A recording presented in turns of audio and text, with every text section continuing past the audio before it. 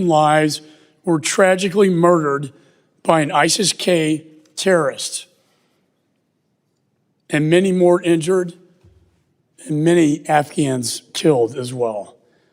Rather than take accountability for this, the Secretary hides from the American people. He would prefer to hide rather than be before this committee today.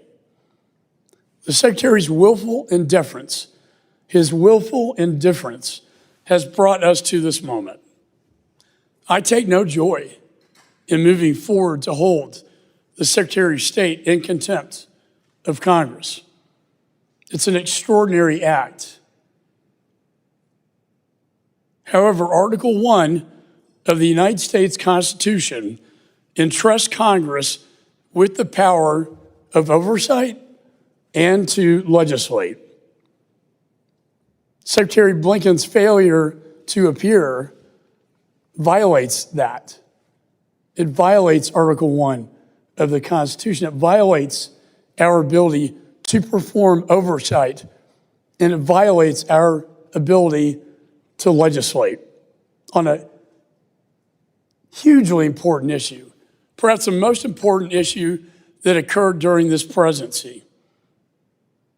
My sincere hope was that Secretary Blinken's testimony in September would inform that legislation to prevent a foreign policy disaster like this in the future. However, we will not have that testimony. Instead, he has prioritized politics and optics over the needs of our service members, our Gold Star families, and the American people. In my judgment, he and the White House have made a judgment call that the risk simply outweighs the reward. And to my colleagues, your actions today will speak to the respect you afford Congress and its constitutional responsibility. I urge you all to join me in supporting this measure, holding Secretary of State Antony Blinken in contempt of Congress for violating a subpoena duly issued by this committee. For without that power, not only does that render this committee meaningless, but so too does it render the Constitution of the United States meaningless. With that, I turn to the ranking member of the committee, Mr. Meeks. This indeed is a sad day for this committee. A sad day. A committee that should be focused on the security of the United States of America, a security that should not be utilized for a political stunt made for Fox News. That's what we'll see tomorrow. That's what this is, a political stunt, plain and simple. You know, holding someone in contempt is a grave and rarely used congressional power meant for instances of real obstruction.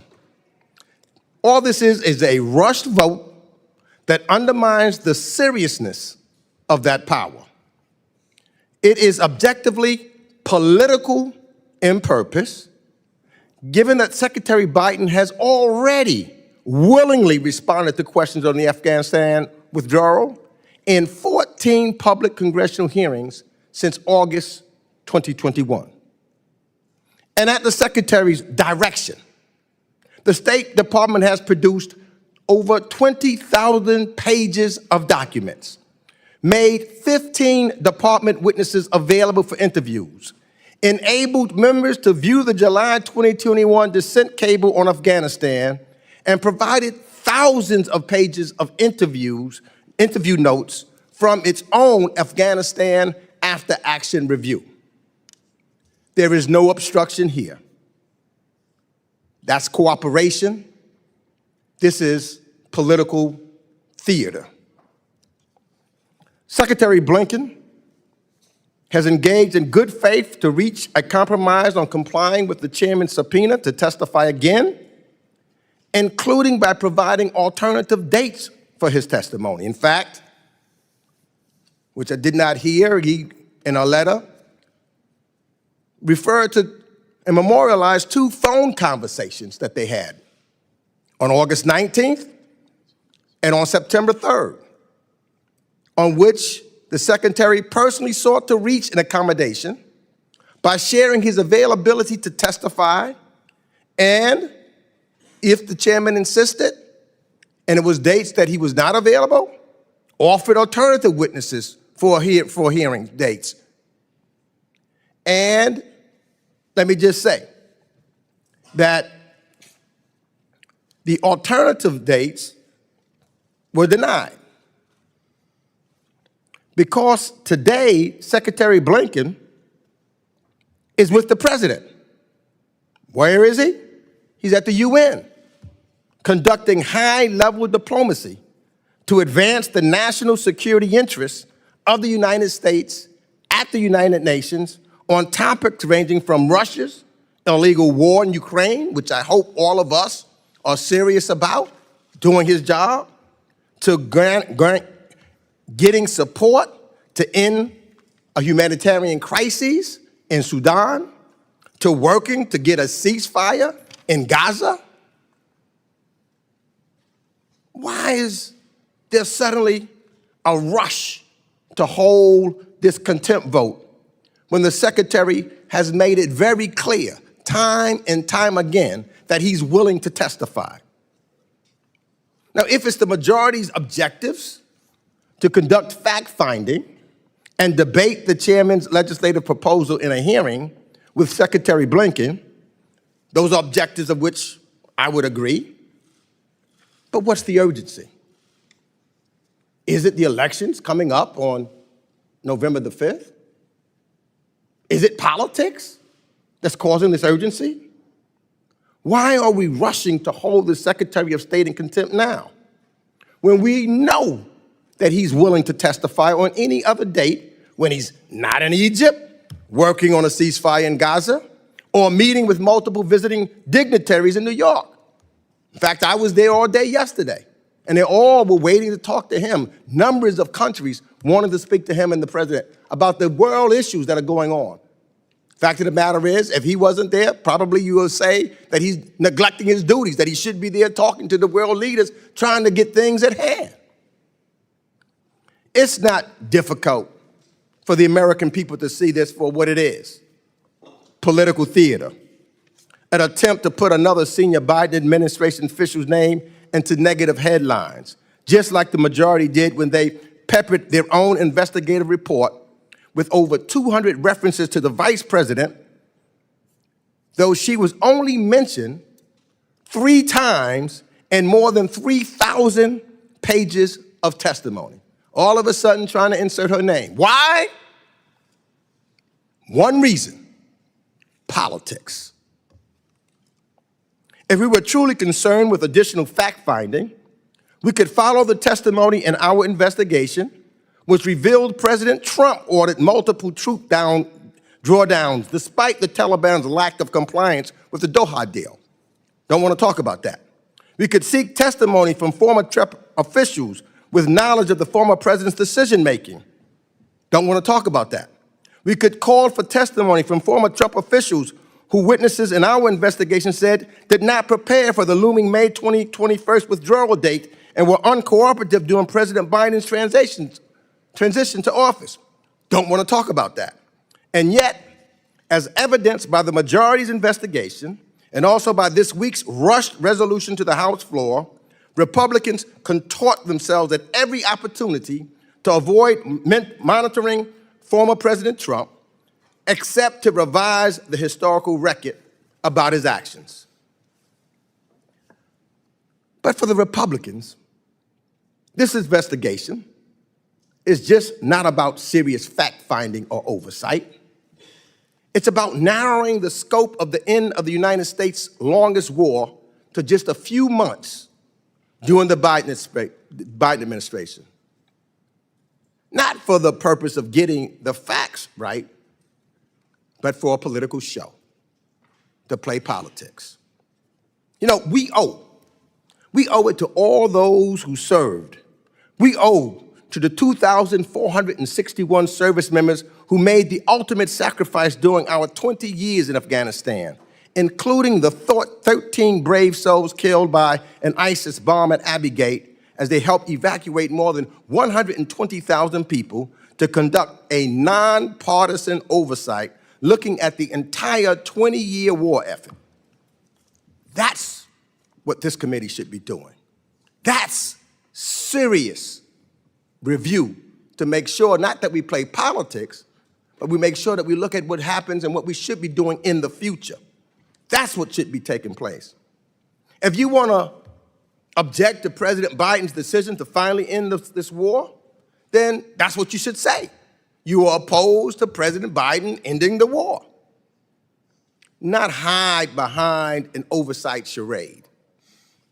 Tell us your alternatives. What would you have done? Would you have stayed at war? And your ideas on how we can do better going forward, if that's going after the facts and not having a political charade. You know, we can have policy disagreements on this, but our oversight tools should not be abused to try to get a political partisan gain. So I strongly oppose this hasty and political contempt report and urge my colleagues to join me in opposing it. Gentleman yields.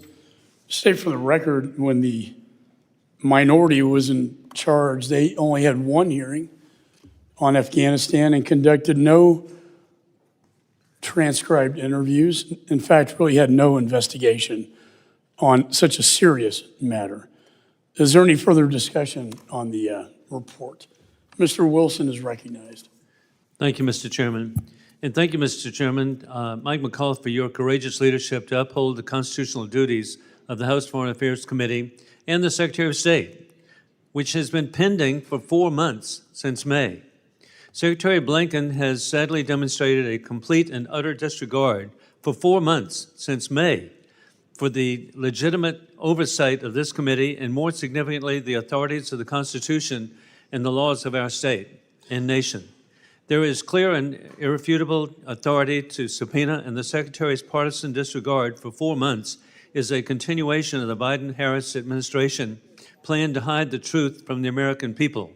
As an attorney myself, it is clear that the Secretary is criminally in violation of 2 U.S.C. Section 192. This subpoena was issued in May.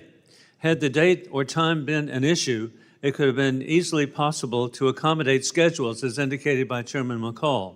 Instead, the Secretary chose to engage in partisan obfuscation for 4 months to the detriment of the American people who deserve a government that is accountable to its constitutional checks and balances.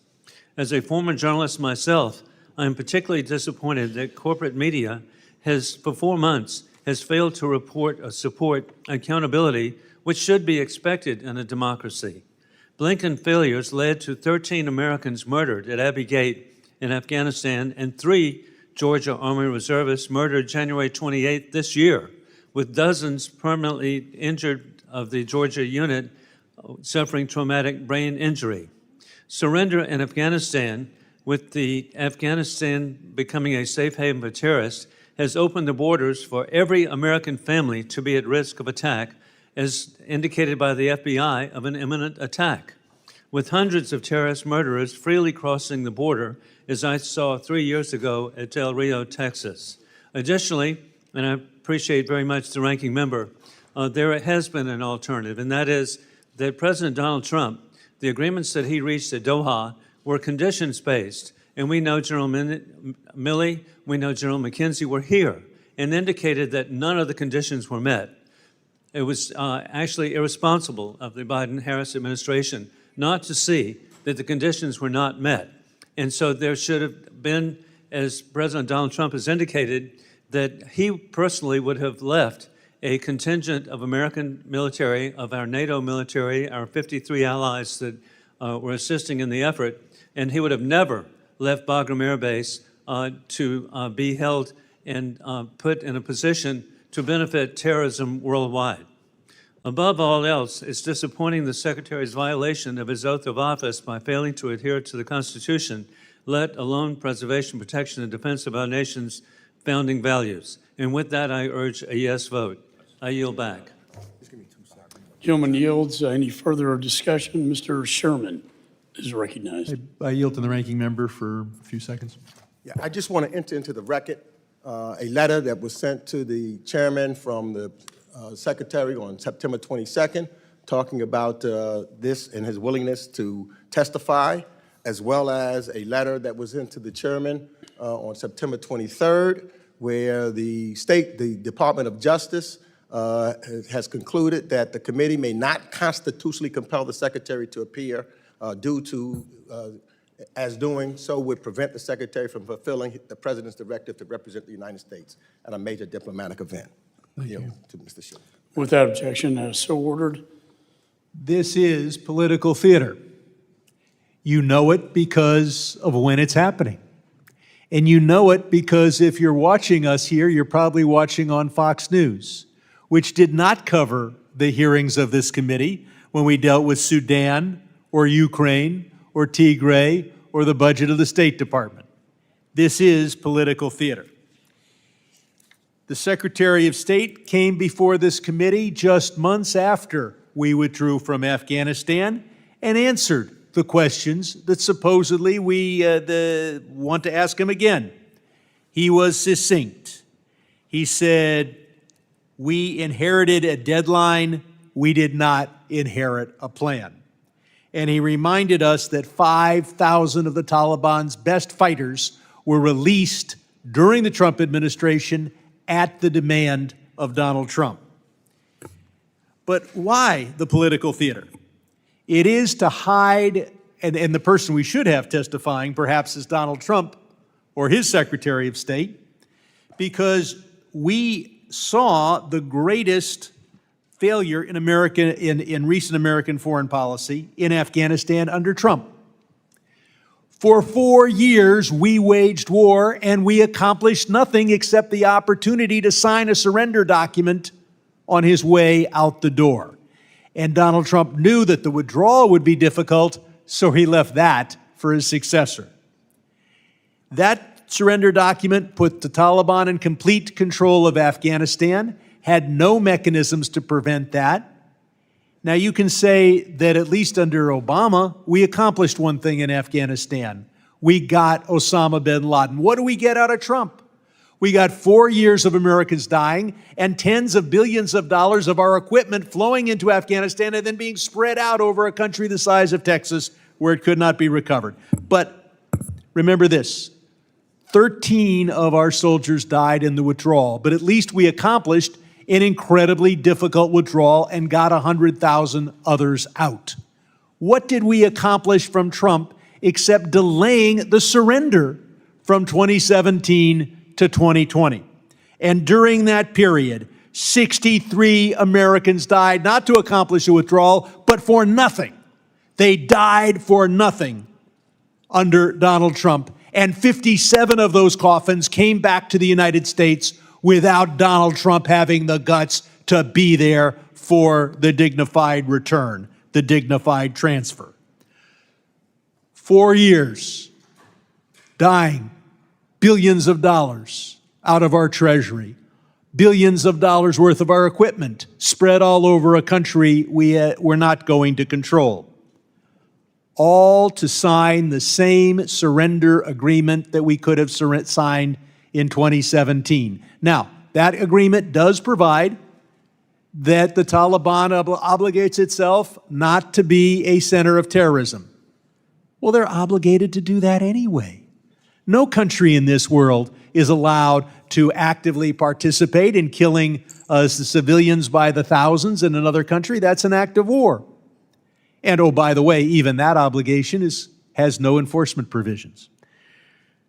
4 years of dying, 4 years for nothing. 63 of our soldiers dead, 57 of them returned without the president being there. No apologies to the families, and he got us the same deal that was available in 2017.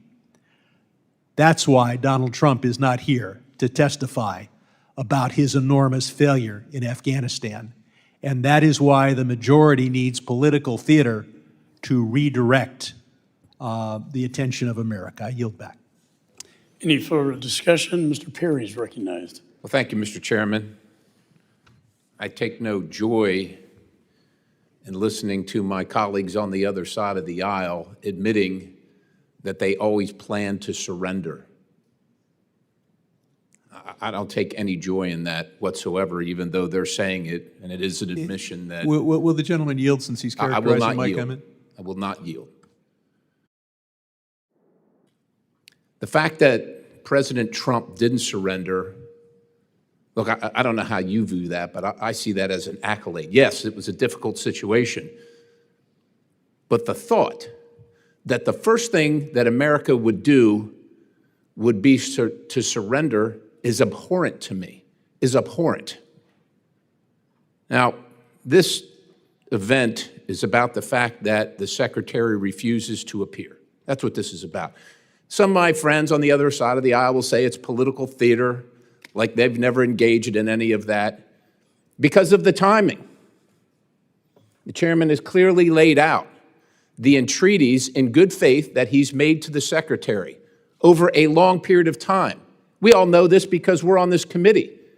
We've been informed of this all along. We are at this late hour for this event because the secretary has continuously refused to be present.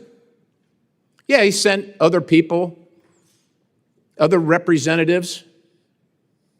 The American people demand the answers from the top, not from middle management and people unaccountable. Now, Secretary Blinken has lied to the American people in fantastic fashion in the past, which is why it's important to get him here face-to-face on the record.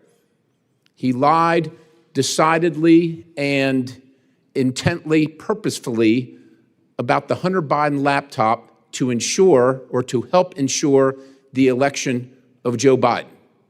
He did that. We all know that. The record is clear.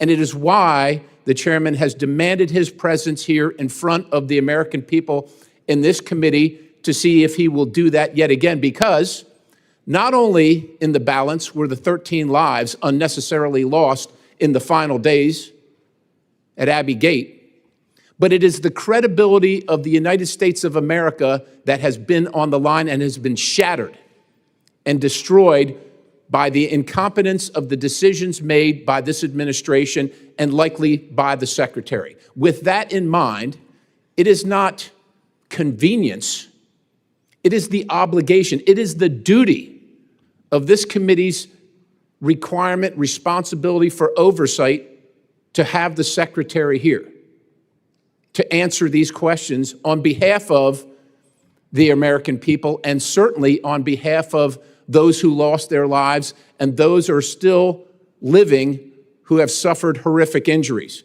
And for those of you who may say, well, he's not, the chairman's not authorized to demand the secretary be here.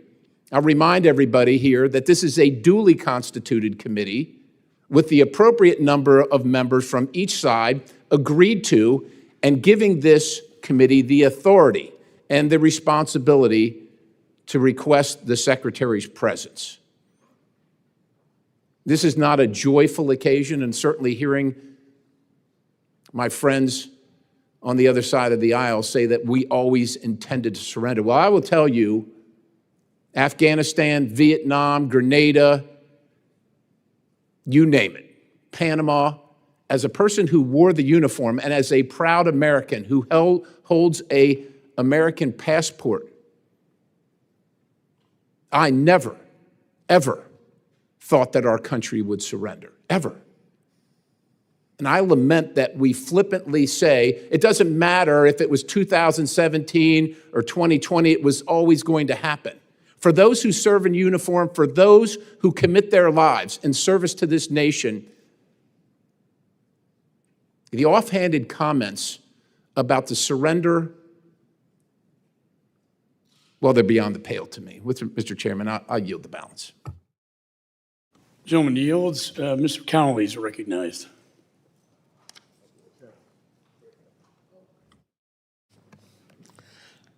Thank you, Mr. Chairman. This is not a moment of grace or bipartisanship or dignity for a storied committee here in the House of Representatives that has prided itself on all of the above. At this moment, war rages in the Middle East, in Gaza, in Lebanon, where the President and the Secretary of State are desperately trying to contain that conflict lest it expand into a region-wide conflict. They continue to make efforts at the United Nations where they are today and in other locales to achieve a ceasefire to stop the killing and the desolation in Gaza and to bring Israeli hostages home, including Americans. Those are noble efforts that this committee in normal times would respect. At the very least, this committee, given the urgency of the moment and the engagement of our President and Secretary of State in intense diplomatic negotiations and discussions, including Ukraine, I might add, at the United Nations, would have the respect to allow the President and his Secretary of State to undertake those endeavors on the country's behalf and to delay any action by this committee that could detract or impede those efforts. But not today. Today we're going to engage in a partisan exercise because we're 40 days out from an election and we want to score political points, including on the subject of Afghanistan.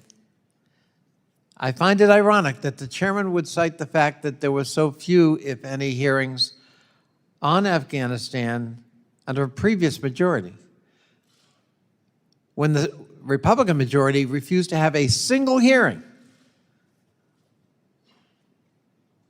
on Russian interference in the 2016 election, despite multiple requests to do so, nor have the Republican majority currently had any hearings on the antecedent of what happened in Kabul.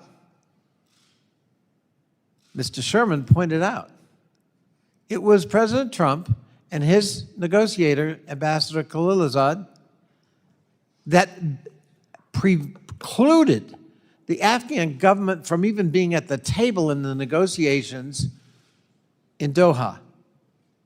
Who were the Afghan representatives that we recognized, that the United States government and President Trump and Mike Pompeo, the Secretary of State, recognized? It was the Taliban, not the Afghan government. They weren't even allowed to sit at the table and participate in the future of their own country. Imagine the demoralizing effect that must have had on the Afghan government we purportedly supported and the military that buttressed it.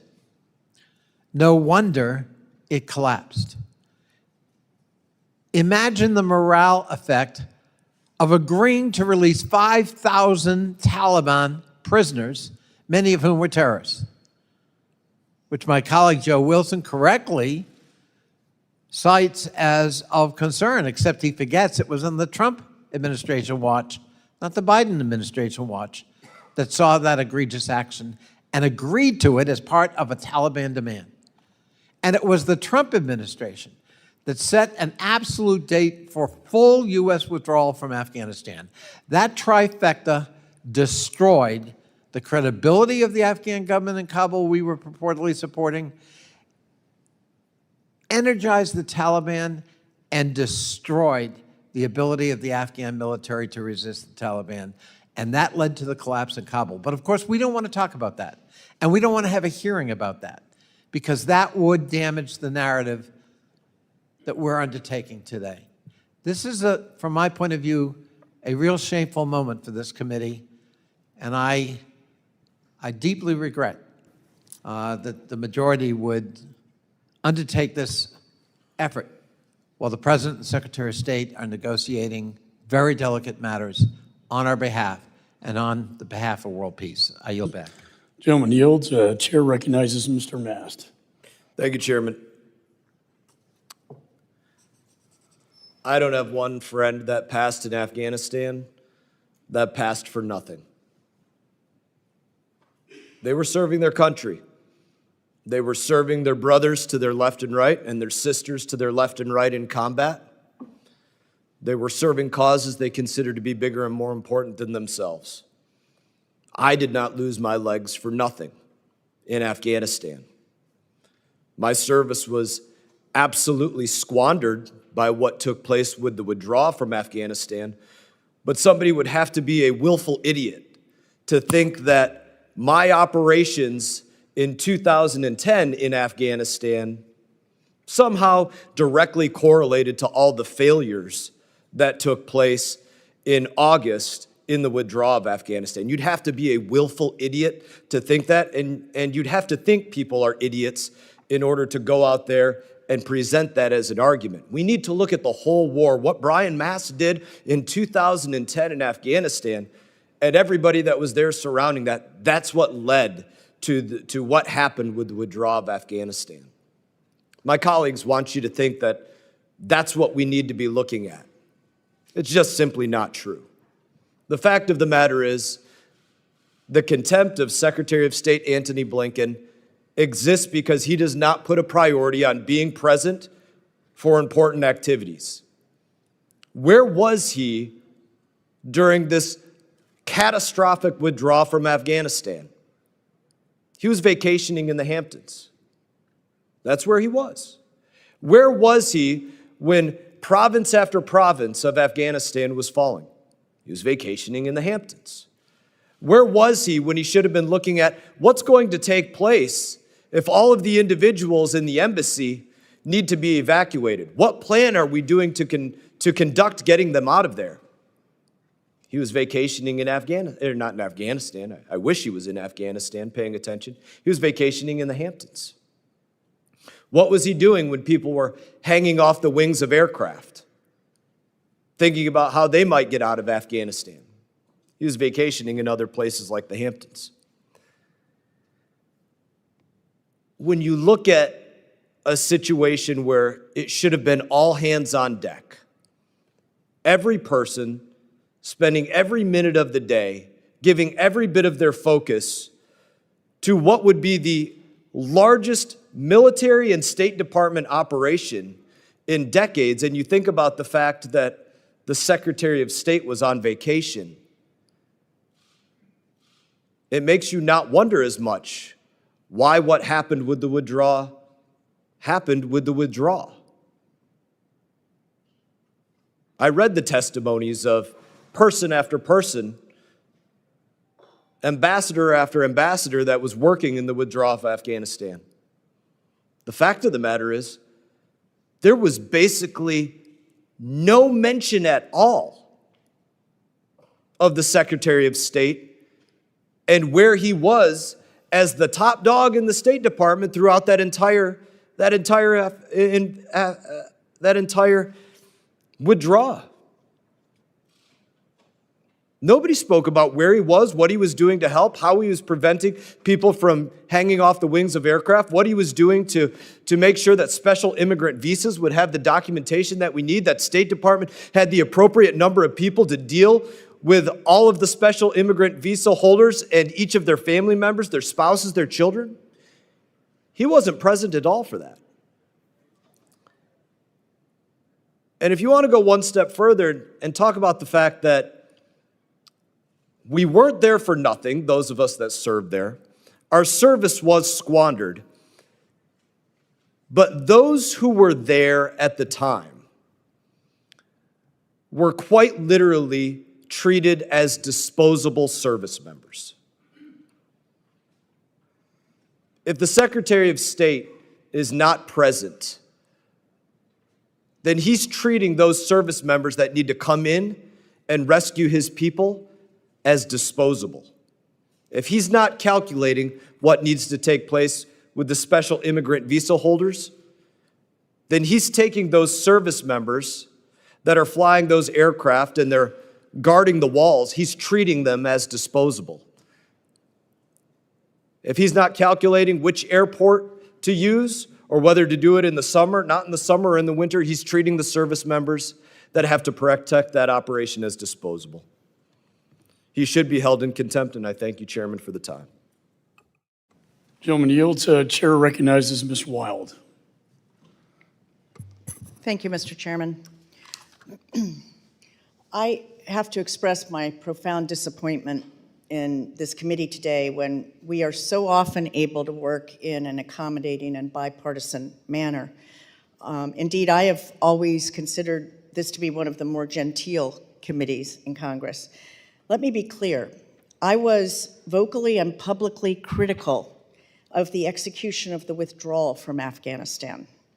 But at the same time, I also was vocal and public about the need to bring this endless war to an end, a forever war that had been going on since 2001, through many presidencies, not just President Biden's. The hearing today was convened, I believe, to force Secretary Blinken into an untenable position. As we all know from his correspondence to the chairman, Secretary Blinken is at the UN today in New York, and for long ago scheduled critical meetings at the UN General Assembly. They are not optional meetings for him. He is our Secretary of State, and very important matters will be undertaken. And he advised the chairman of that in his correspondence and asked for this to be rescheduled, and that was not done. It's worth pointing out that Secretary Blinken has appeared before this committee in the past to testify in response to questions about what happened during the withdrawal from Afghanistan. This is, as has been said by several, a purely political move. We are 40-some days before a presidential election. And isn't it shocking that there was no accommodation of Secretary Blinken's request that his appearance be rescheduled to some date other than when he had to appear at the UN General Assembly? Of course, it's not a coincidence. It is completely political, which is not something that we often see in this committee. As Secretary Blinken pointed out in his correspondence, his department has balanced more than 50 unique investigatory inquiries from 8 separate House committees, including more than a dozen from this committee. At his direction, the department provided more than 20,000 pages of documents to this committee over the course of this single investigation. And those documents were provided with minimal redactions. And the Department of State also, under Secretary Blinken, took the unprecedented step of allowing committee members from this committee to view a highly sensitive cable and provided the committee with internal memos related to the department's after-action review. Secretary Blinken has been nothing but cooperative throughout this entire term in Congress, and it shames me that our normally very professional and bipartisan committee has resorted to a political stunt like this. And I hope that this is not a sign of things to come in the coming days. I hope we will return to being the committee that we once were, but I think it is appalling that a Secretary of State's request for an accommodation when he has appeared many times before this committee and other committees in Congress specifically related to the Afghanistan war and the withdrawal. I think it's appalling that his request was not honored. And with that, I yield back. General yields. Since my name wasn't voted, I do feel compelled to respond. I offered any day in September, just a few hours in September. Secretary couldn't find one day, couldn't find 1 hour to come before the United States Congress and respond to our report so we could legislate on that. I find that incredible. His timing, not mine. Not one day to answer to the Gold Star families, the veterans, and the American people. Not one day. To me, that is disrespectful to everyone serving on this committee and everybody serving in this great institution. Chair now recognizes Mr. Baird. Thank you, Mr. Chairman, and thank all of the members and staff for putting together this report. You know, I'd just like to say I want my colleague, Mr. Mast, to know that I appreciate your service and that it was not for naught. I heard the same kind of comment about Vietnam. Thank you. And I can tell you that the soldiers that I served with were there to save their country, and they served willingly to protect the country. And so it's important to me that people understand that. But you know, it's been 3 years since the attack at Abbey Gate that left 13 U.S. service members killed because of the failed policies of the Biden administration and Secretary Blinken. One of those soldiers that was killed, Corporal Sanchez, is from Logansport, Indiana, and that's in my district. And I can tell you how impactful that was on the community and on the family. Throughout the committee's entire investigation into the withdrawal, Secretary Blinken and the U.S. State Department repeatedly obstructed, delayed, and refused to comply with legitimate oversight inquiries. The American people still deserve answers, especially the service members who served in Afghanistan and our Gold Star families. Secretary Blinken has violated the committee's subpoena and ignored multiple previous requests to testify. Today is yet another example of Secretary Blinken's refusal to comply and provide answers. Instead of providing the committee and our Gold Star families answers, Secretary Blinken is hiding in the United Nations General Assembly in New York. That's why I'll be voting yes on this committee report, and I yield back. Gentleman yields. Chair recognizes Ms. Titus. Thank you, Mr. Chairman. I would just have to say, here we go again.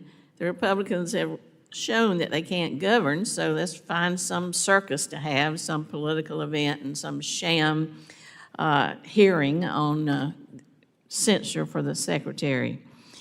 You know, instead of doing that, why don't we work with the State Department in order to really get answers to the questions that we have instead of just throwing out these accusations and filling up the time with political stunts. If you get beyond the bluster, you can look at the facts. Secretary Blinken has willingly responded to questions on the Afghan withdrawal in 14 public hearings since August 2021, including 4 hearings before this very committee. The State Department has produced 20,000 pages of documents to this committee on the withdrawal and made 15 State Department witnesses available for individual full-day transcribed interviews. The Secretary also made unprecedented accommodations for members of the committee to view a dissent channel cable in compliance with a different subpoena and a separate threat of contempt from another committee. He has tried to work with the majority to comply with this most recent subpoena by offering alternative dates, but that was ignored because we're focusing on policy and not working in good faith. Now, you've heard that he's hiding in New York with the United Nations General Assembly. Let's look at what he's really doing there. He's representing the United States at the UN Security Council's debate on the war in Ukraine, publicly engaging with Russian and Chinese foreign ministers on this critical topic. Surely we can agree that that's important. Alongside President Biden, he's also going to be hosting the U.S.-led Global Coalition on Synthetic Drugs to fight the production and trafficking of fentanyl, which we have heard ad nauseum from the other side about how important it is, but apparently not so much now. He's also going to hold a bilateral meeting with the UN Secretary General, meet with foreign ministers from Africa on China's Belt and Road, which we also hear about constantly, and participate in other high-level engagements that have been the result of months-long planning. The dates for this were announced long ago, so if this were really a good faith effort to bring the secretary, it would not have been scheduled for today.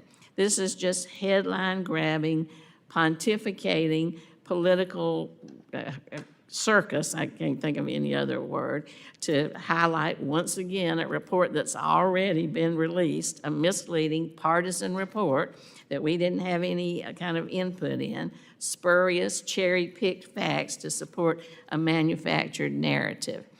All of this today, why today is this so critical, except for the fact that we knew that the secretary was not going to be able to be here. So it's really, there's no smoking gun, it's just a lot of blowing smoke. Thank you, and I yield back.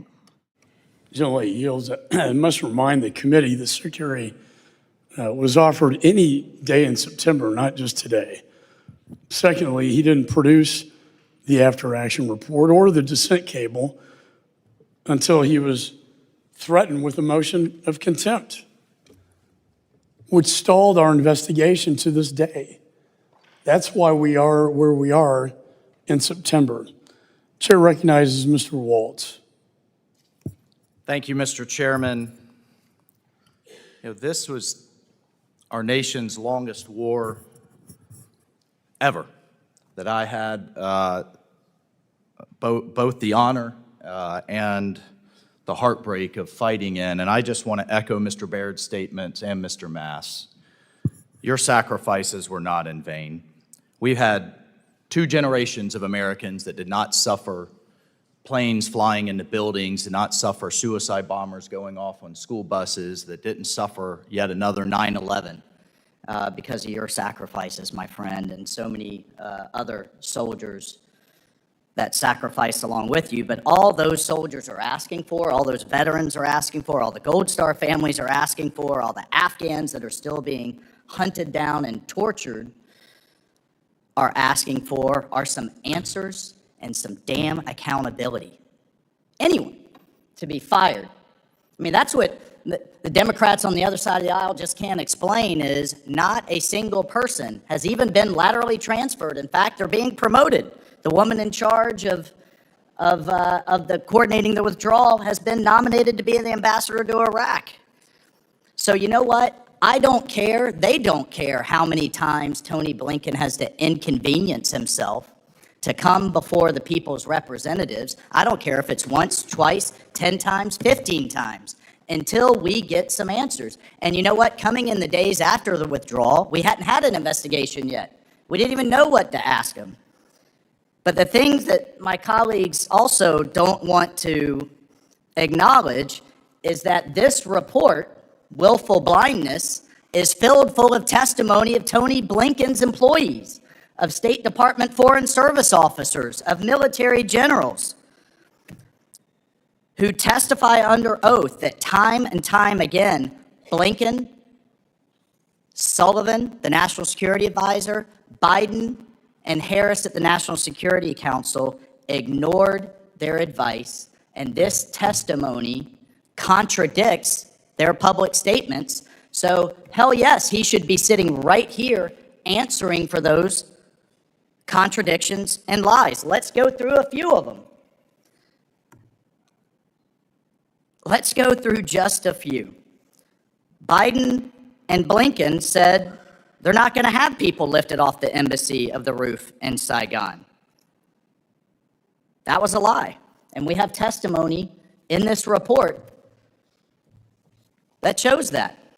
They were repeatedly warned that the Afghan government was going to collapse without our support. President Ghani came here in person and told him the country was failing. His own diplomats which we saw in the dissent cable that my colleague raised, that we would have never had access to but for this investigation, warned the Secretary of State in a dissent cable, dozens of diplomats, that Afghanistan was going to fall. And yet we pulled our forces out unconditionally regardless. Both Biden and Blinken said only 100 to 200 Americans that wanted to leave would be left behind. That was a lie. That number was quietly revised in the dead of night to be over 5 times as many. They said, we're not going to leave until we get every American out. Lie.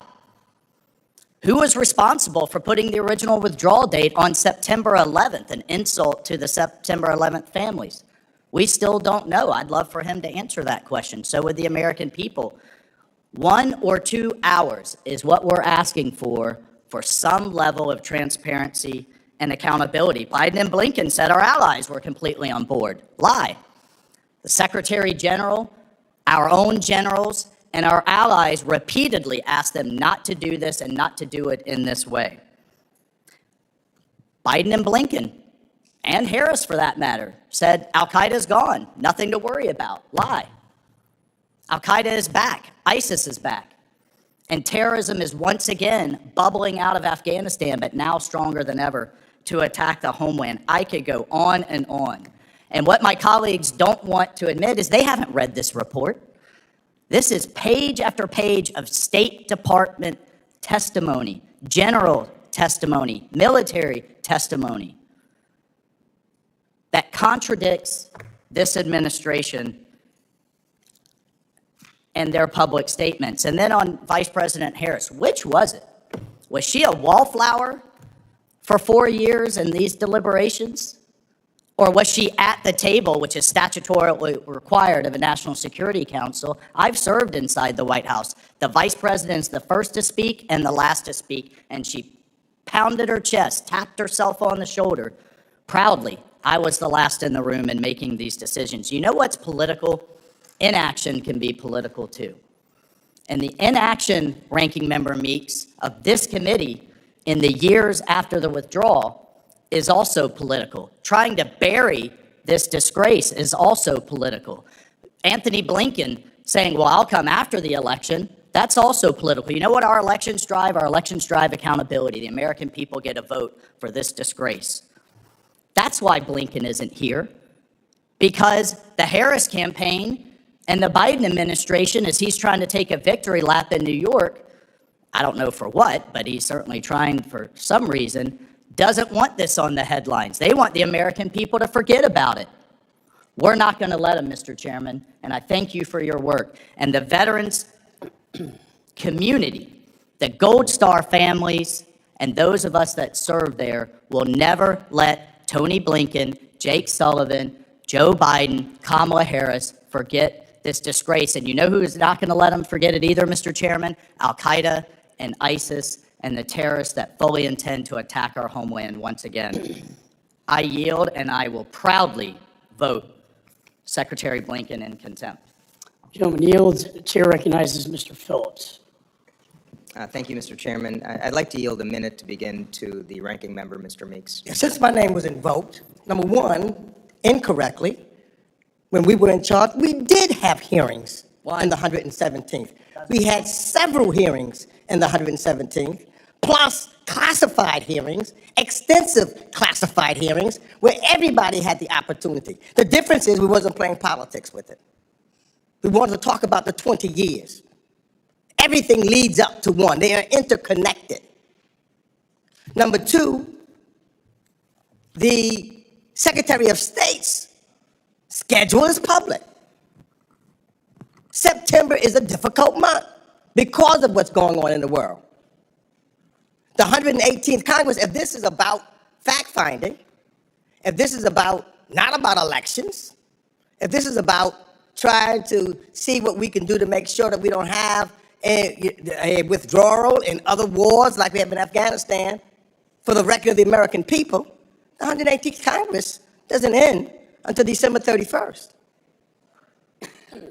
This subpoena that was given to the secretary was only issued on September the 18th. Everybody knows that the UN is in session this particular week. The reason why September is important, because it's political. It's a political season. It's the elections coming up. It's November 5th. That's the only reason why it's important. Otherwise, this hearing, as the secretary has been willing to talk, would have continued or could happen at his availability. But he gave his schedule to the chairman and said, this is my schedule. It's a public schedule. That's why he's not here, because he's doing his responsibility. I yield back to Mr. Thank you, Mr. Ranking Member. I know that Mr. Mast and Mr. Baird have left the room, but I wanted to start by thanking them, who've served this country and made sacrifices that most of us can't even imagine making on behalf of our country. And to all of those on both sides of the aisle who have served our country and continue to, I just want to say thank you. I know a thing or two about this because I'm a Gold Star son. Gold Star families have been invoked a lot today. And I reflect almost every day I serve in this institution about why my dad died in Vietnam, what he was fighting for. And I try to rationalize and reconcile it for serving his country with heroism and honor in a reprehensible, unnecessary, and stupid war that was mismanaged from the beginning, during, and certainly during the withdrawal. So this is not an issue of whether we should investigate what happened in Afghanistan. We absolutely should. It's not an issue of whether the Secretary of State should appear in front of this body. He absolutely should. The question is just when. He didn't come in September, and now we're sitting here voting on a contempt resolution. And that's why I'm sad today. I've loved my service in this institution, most importantly on this committee, because of my friendships on both sides of the aisle. It is one of the very few vestiges of decency, collaboration, cooperation, and shared principles that remain in the United States Congress. And I think what's contemptible is that we're doing this today. When the rest of the world is watching the United Nations gather in New York, our Secretary of State should absolutely be there, for goodness sakes. And he should also be in front of us. And I just wish that we could pursue the spirit of what this country and this institution should be about, which is to cooperate. So I'm not here to say he shouldn't, I'm here to say he should. The question is when, and I think it should happen soon. I think it's despicable and sad that we are doing this today. I think what also is contemptible is a former president who is currently blaming the United States for the war in Ukraine, not Mr. Putin. What's contemptible is a former president who actually shared with his Secretary of Defense that he thought we should shoot American protesters in the streets. That's contemptible behavior. And I think we're holding the wrong person in contempt today, because contempt means a lack of respect or reverence for something, and damn, have we lost respect and reverence for this institution, for our friendships, for our collegiality. And that's all I wanted to say today to the American public that's once again watching us act like this is what's contemptible. And I apologize to every single one of the 350 or so million Americans that are wondering what the heck is going on in this most important institution in the world. I love my brothers and sisters on this committee, Democrats and Republicans, and I love America even more. With that, I yield back. Gentleman yields. Chair recognizes Mr. Lawler. Thank you, Mr. Chairman. It is not political when you have 2,459 U.S. service members that were killed. It is not political when 20,769 U.S. service members were wounded. It is not political when 18 CIA operatives were killed, or 1,822 civilian contractors killed. It's not political when over 1,000 Americans were left on the ground in Afghanistan. And it's damn well not political when 13 U.S. service members died at the bombing at Abbey Gate. It is not political to want answers for these families, to want answers for the service members or veterans who continue to suffer from PTSD. 22 veteran suicides a day. It is not political to want answers for them and their families. So to my colleagues on the other side, tell the Gold Star families that want answers about this disastrous withdrawal from Afghanistan that you believe their request to hold Secretary Blinken accountable is political. The service and the sacrifice of our soldiers and our veterans matters, and they deserve answers.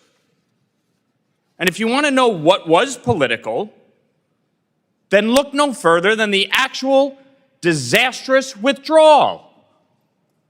Joe Biden and Kamala Harris announced a date certain to ensure that all U.S. troops were out of Afghanistan before September 11th, 2021, conditions on the ground be damned. Joe Biden wanted to say that he ended the war before the 20th anniversary. If that isn't political, then what the hell is? Antony Blinken has refused to cooperate with this committee, refused to testify before this committee on the withdrawal in the 118th Congress. He has been here twice to testify about the State Department's budget, but he certainly has not afforded this committee the respect to answer the questions related to the disastrous decision to withdraw in violation of the Doha Agreement, not because of the Doha Agreement. This administration chose politics over the safety and well-being of our U.S. service members. They chose politics over the safety and the well-being of the Americans that were left in Afghanistan. They chose politics over the safety and well-being of the Afghan refugees who helped us over the course of this 20-year war. Secretary Blinken has a responsibility to come before this committee, to come before the representatives of the American people and answer the questions about this disastrous decision to withdraw. Kamala Harris, who said she was the last person in the room, proudly, still has not met with the 13 Gold Star families, still has not offered her personal condolences to those families. She wasn't at the dignified transfer when Joe Biden was looking at his watch, trying to get out of there as fast as he could. This administration's handling of the withdrawal and Afghanistan has created a tinderbox around the world. We are in the most precarious place since World War II because of their disastrous foreign policy, starting with this withdrawal, continuing with the Russian invasion of Ukraine, the terrorist attack on Israel, the illicit oil trade between Iran and China, the threats in the Indo-Pacific from China against Taiwan. Add in their botched mishandling of the border. This administration is a disgrace. And the fact that Secretary Blinken couldn't be bothered to be here, not just today, but over the course of this entire 118th Congress, to answer questions on this matter. It matters to these families. It matters to the American people. And it damn well matters to our active duty military and our veterans. The only thing political here was the decision to withdraw by a date certain in violation of the Doha Agreement. That is the only thing that is political, and the fact that my colleagues can't accept that, but would rather carry water for the Secretary of State is an absolute abomination. I yield back. Gentleman's time has expired. Chair recognizes Ms. Dean.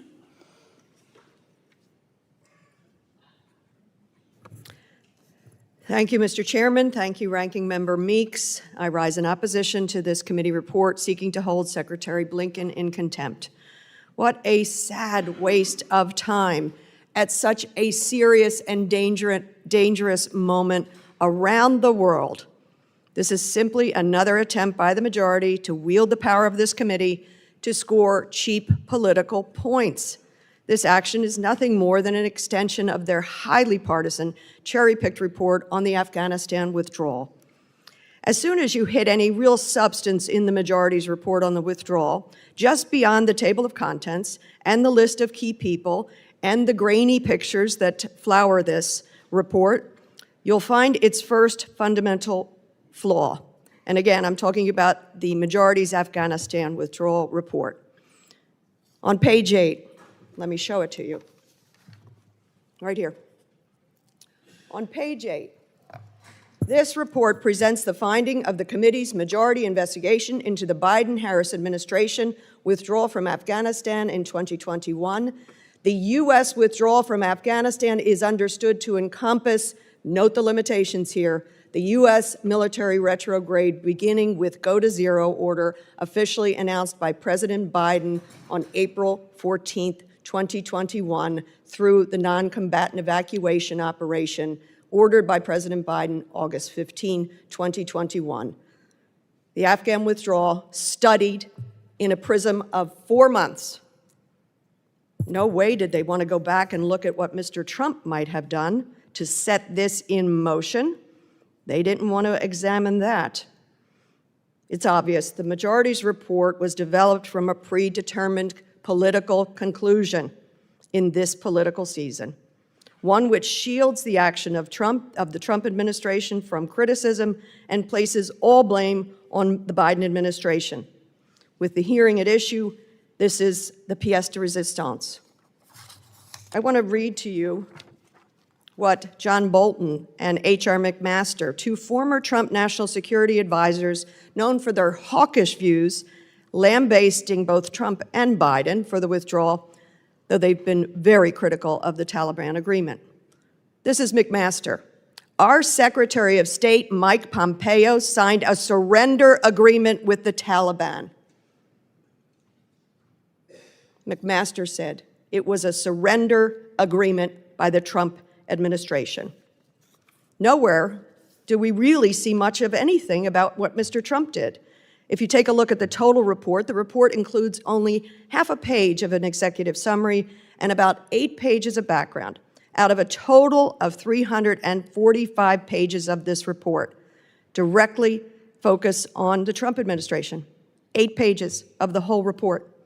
On page 41, the first step toward a phased withdrawal resulted in the reduction of U.S. forces to 8,600. That drawdown was completed by the summer of 2020. 2020, election year, shows the withdrawal actually started under the Trump administration. And this, the most puzzling of facts, not really examined at all by this committee because they don't want to look at what Mr. Trump did. Additionally, in July of 2020, President Trump pursued another phased drawdown, reducing troops to 4,500. And then in January, just before Mr. Biden was sworn into office, they reduced by another 2,500 troops. Nobody wants to examine that on the other side of the aisle? You don't want to see what weakness that created, what opportunity that created for the Taliban? By way of Secretary Blinken, he's come before this congressional committee to provide testimony on numerous occasions, including multiple times before this very committee. And the State Department has provided 20,000 pages of documents at his direction. Despite the continued attacks by the majority, the Secretary remains willing to come to this committee, as he wrote in a letter just yesterday, second letter. I think it has been entered into the record. We have consulted with the Department of Justice, and it has concluded the committee may not constitutionally compel the Secretary appear on September 24th, as so doing would prevent the Secretary from fulfilling the President's directive to represent the United States at the UN. We don't even have the constitutional authority to do this. I submit that for the record. So finally, I think no matter what we're saying here, this rush to subpoena and then this rush to this resolution condemning the Secretary, where were we when Mr. McCarthy and 4 other GOP leaders were issued subpoenas by the January 6th committee. It was Mr. McCarthy, Mr. Jordan, Scott Perry of this very committee, Andy Biggs, Mo Brooks. Where was our outrage then when they failed to appear for their subpoenas? This is a political stunt. It is dangerous, it is sad, it is nakedly an attempt at politics. And I yield back. Julie yields. I'd like to state our general counsel stated that the DOJ does not decide what is constitutional, the judicial branch does. I would argue as an attorney, we have Article I constitutional authority to conduct these hearings, to compel witnesses, including the Secretary of State. He cannot hide behind his title. Chair now recognizes Mr. Mills. Thank you, Mr. Chairman. I'll ignore the fact that you almost forgot my name. I want to put some corrections to the record here. First, I want to remind the ranking member that utilized the term that it's rarely used and shamefully a political stunt when talking about contempt.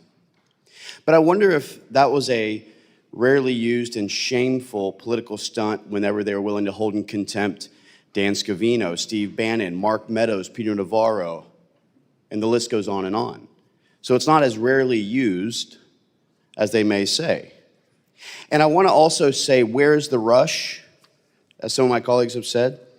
The rush is that on August 26th of 2021, 13 brave heroes lost their lives, and 13 Gold Star families are still living with those consequences. That was political optics over military strategy and advisory by the generals and even by Secretary Blinken's own officials. 23 diplomats in the dissent cable that we had to subpoena and nearly hold him in contempt for redacting all of the information warned the secretary that if he goes forward with this strategy, that Americans will be left behind, allies will be left behind, and Americans will lose their lives. The same way that as myself, I'm a member of the Armed Services Committee, reviewed the daily intel briefings the Secretary of Defense got that gave a continual path from the individual movement of provinces to the planning, all the way down to the date where on August 25th, the intel report stated clearly all plans have been made and execution is imminent. That imminence was the following day on August 26th. And I will tell you that if the Gold Star mother of Staff Sergeant Ryan Canas, a fellow paratrooper out of the 82nd Airborne Division, can make her time to be here in the back of this room today, then it is shameful that one of the people responsible for this botched withdrawal can't make the time throughout the entire month of September. But what does Secretary Blinken have time for? Well, we've seen him make time to play guitar and sing karaoke in downtown bars of Kiev. We heard my colleague Brian Mast talk about all the vacationing in the Hamptons. But who's been held accountable, who's lost their command, been demoted, lost their jobs? The answer is no one.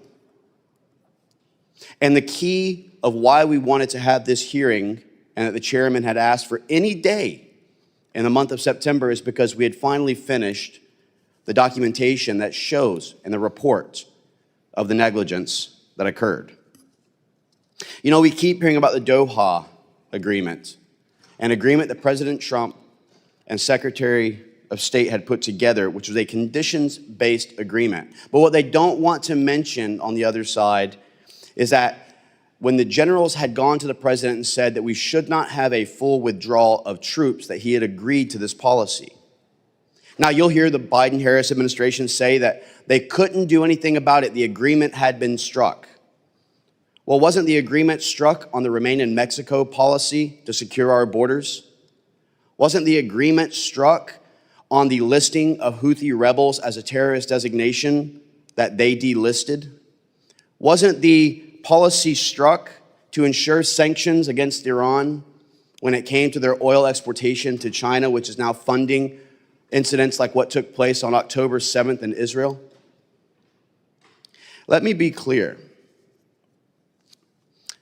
We should commend the brave men and women who've been willing to not only wear that uniform in our armed services, but our diplomats, our agents, and our allies who fought alongside us for 20 plus years in America's longest war. I want you to all know that you should hold your head up proudly, and that it was the suits of DC, not the boots of Afghanistan, who resulted in these failures. I also want to acknowledge Congressman Mass' sacrifice, but also the sacrifice of so many heroes. And I want to recognize one of my colleagues, my fellow Floridian, Miss Anna Paulina Luna's husband, Andy, who is a proud Purple Heart Bronze Star recipient for the war in Afghanistan. I will agree with my colleagues that this is about the last 20 plus years, that we shouldn't involve ourselves in these endless wars that have no clear objective to finish, and where we think that it is our job to bring diplomacy to a nation which is troubled. I think that we should learn from the mistakes made here, and as someone who is the only member in this body and institution who went abroad to conduct the first successful rescue of Americans, a mother and 3 children left behind in Afghanistan, I am yet to have the time to ask Antony Blinken any questions, because the times that he showed up here, he has a hard stop time and doesn't allow this committee to even ask all the questions that are necessary. So I support this contempt, and in the event that we find that this is not possible, then we should be looking at inherent contempt of Antony Blinken. It is for that purpose that I ask all my colleagues to please vote in support of this, and let's get accountability once and for all for DC and for the American people. Thank you, Mr. Chairman. I yield back. Gentleman yields. Chair recognizes Mr. Moskowitz. Thank you, Mr. Chairman. You know, I think 2 things can be true simultaneously. And I've said this before. I think there were mistakes made in the Afghanistan withdrawal. I do. And I think we should get to the bottom of those mistakes, intelligence failures, because the whole idea is to make sure that they never happen again. That's how, you never want to be a general fighting the last war. You want to know what went wrong so that you don't repeat them. And I am grateful, and the country is grateful for Brian Mast's sacrifice. And I'm grateful to my fellow Floridians, Corey Mills, Tim Walls, Anna Paulina Luna, who all served in different capacities in the military. But I think 2 things can be true, and here's the second thing that I think is true. The second thing that's true is that I don't question my colleagues' intent, and I don't question the chairman's intent, but perception, the perception which you don't control and I don't control, is that you're doing this 42 days before an election. Not 6 months ago, not 6 months ago, not a year ago. I think what went on in Afghanistan is one of the most important things that we could find out to make sure it doesn't happen again. So then, you know what? Tell the speaker to cancel recess. Let's have more hearings on Afghanistan. Why haven't we had more hearings on Afghanistan? This Congress has had more hearings on gas stoves and refrigerators and ceiling fans and blenders than they've had on Afghanistan. And that's not the chairman's fault, but that's this Congress. Let me tell you what this Congress has spent their time on. We've removed the speaker, which had never happened in American history. We've impeached a cabinet secretary, hadn't happened in 150 years. We tried to remove another speaker, that failed. We've held the attorney general in contempt, and now we want to hold the secretary of state in contempt. But what about solving the actual problems that happen in Afghanistan? We owe that to the Gold Star families. We absolutely owed that to the Gold Star families. But we're doing it 42 days before the election, all of a sudden. And again, I don't question the chairman's intent. The chairman, I think, on Ukraine and Israel has been a voice of reason in his party, in this Congress. But he can't control the perception, and I can't control it either. And you know, people are going to ask themselves, we're leaving here tomorrow. Tomorrow, we're going to pass the CR and go home. And we're having this hearing today. So the story that's going to be told is as Congress goes out the door, leaves for a 5-week recess, they want to hold the Secretary of State in contempt. I don't know what that does for the Gold Star families. Does that make them feel better? No. Making sure there aren't more Gold Star families is what we should be doing. Making sure the mistakes that were made, making sure those don't repeat themselves. But this doesn't do that at all. 6 months ago, we could have done that. 8 months ago, we could have done that. We could have been doing this, quite frankly, bi-weekly, having hearings on Afghanistan. But that's not what the 118th Congress has focused on. It hasn't focused on that. And so, you know, I hope for the sake of our military families and for the next conflict that we are unaware of, that we do get to the failures in Afghanistan and make sure that something like that doesn't happen again. But this isn't it. This isn't it. This is what the American people question about Congress. It's why we have a 17% approval rating, which, by the way, you know, there's room to grow, lots. But they're going to ask that question. They're going to ask all of a sudden, 24 hours before you leave for a 5-week break. Look, I'll stay if we want to have more hearings in Afghanistan. It's more important than my reelection, quite frankly. So if we want to do that, I'll stay. I'll do that. But we're not going to do that. We're going to go home. And then we're going to come back in a lame duck session, right? We're going to leave the 118th Congress, probably never getting to the bottom of all this. And so I think that's disappointing. But I commit myself to work with my colleagues across the aisle to find out what happened in Afghanistan, right? But my colleagues should be aware, whether it's their intent or not, it's 42 days before the election, it's a day before we're leaving, and that's how this will get framed. You can't control that. That's how this will get framed, even if it wasn't your intent. And people will ask, well, if it was so serious, why didn't we do this 6 months ago? I yield back. Thank you, Mr. Chairman. Gentleman yields. Chair recognizes Mr. McCormick. Thank you, Mr. Chair. When we talk about timing, you're right, it is kind of inconvenient timing that we waited 3.5 years to secure the border. It's a matter of timing that we decided to prosecute the former president of the United States to coincide with an election cycle. It's a matter of timing that all of a sudden, after 3.5 years of pro-energy policy, we decided that we're all of a sudden going to be for fracking. Imagine the timing. We keep on talking about being inconvenient for an election cycle. I was in Afghanistan in 2016 as the head of emergency medicine at a Role 3 hospital in Kandahar, Afghanistan.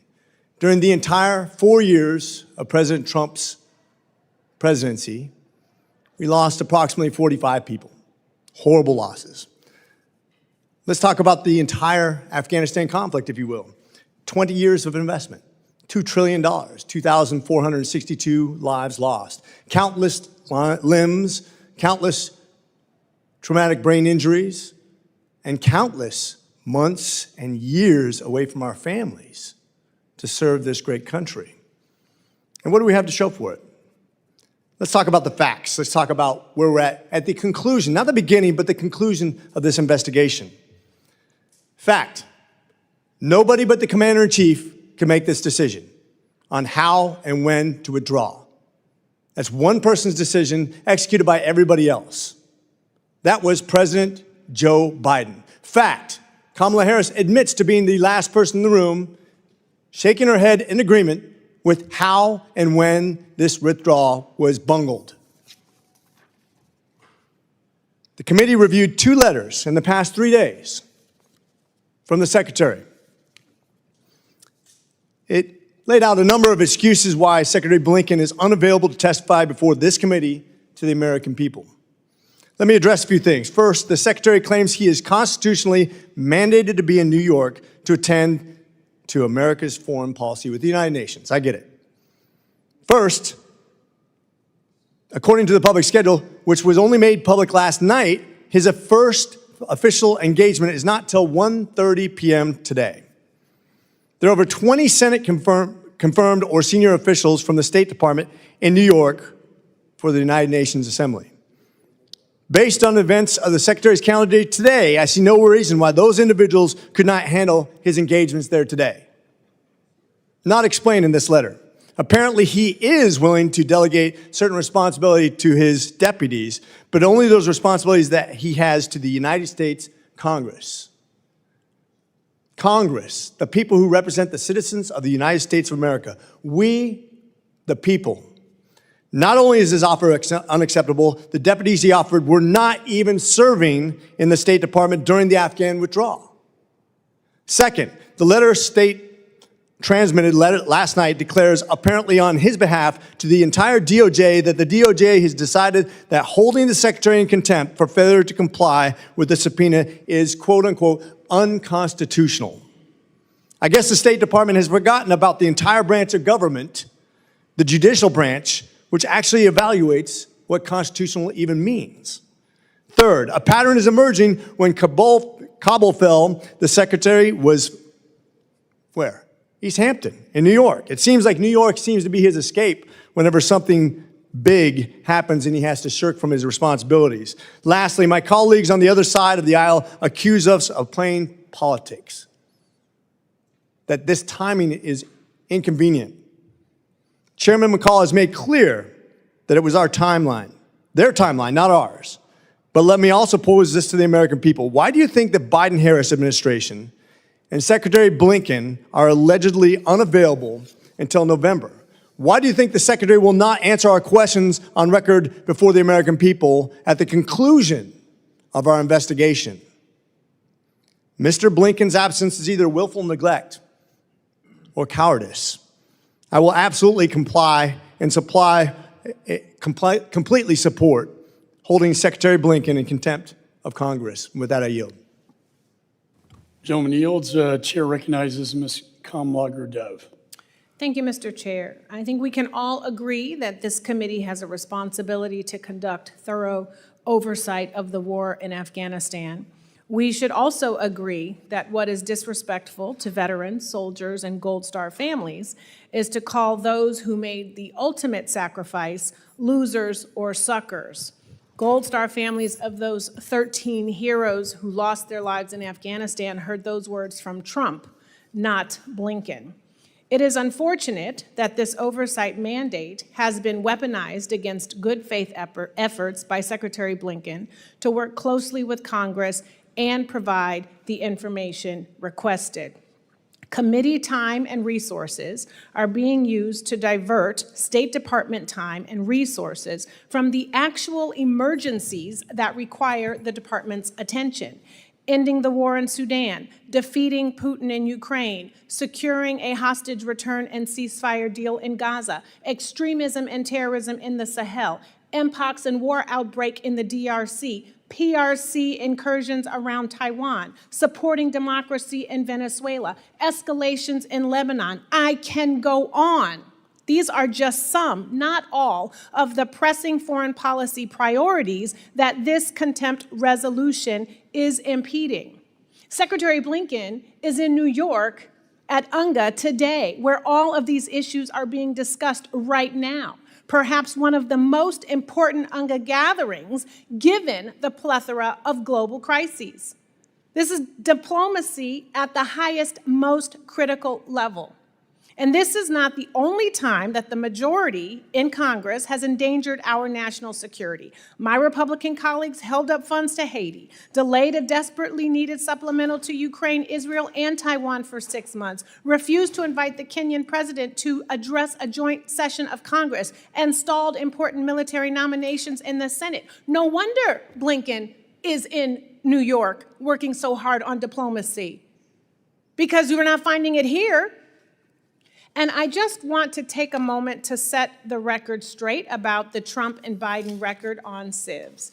Finding 13 of the nonpartisan, highly credible State Department after-action review notes that at the time the Trump administration signed the agreement with the Taliban in February of 2020, there was a significant backlog in the Afghan civ process. That administration made no senior level or interagency effort to address the backlog or consider options for other at-risk Afghans despite its commitment to a military withdrawal. Multiple witnesses in the majority's Afghanistan investigation testified that President Biden and Secretary Blinken subsequently plussed up the resources and personnel dedicated to helping process civs, significantly reducing the backlog and speeding up processing times. So let's just make sure that is on the record. I just have to say that I oppose what is going on here. It is political theater at the highest or lowest, depending on how you want to gauge, and I urge my colleagues to do the same. Thank you, and I yield back. Gentleman yields. Chair recognizes Mr. Self. Thank you, Mr. Chairman. Just a couple of things about what I've heard this morning. One of my colleagues across the aisle said this is a rush. I believe that it is a rush for the administration FCC to approve the purchase by George Soros of more than 200 radio stations that reach 165 million Americans 50 days ahead of the election. One of my colleagues across the aisle talked about 42 days before the election. How about 50 for 200 radio stations? Across the aisle, my colleagues want to focus on the time before Abbey-gate. You need to focus on the weakness that was demonstrated to the world after Abbey-gate and at Abbey-gate. That's the point of this investigation. We are paying the price. We will continue to pay the price for that decision.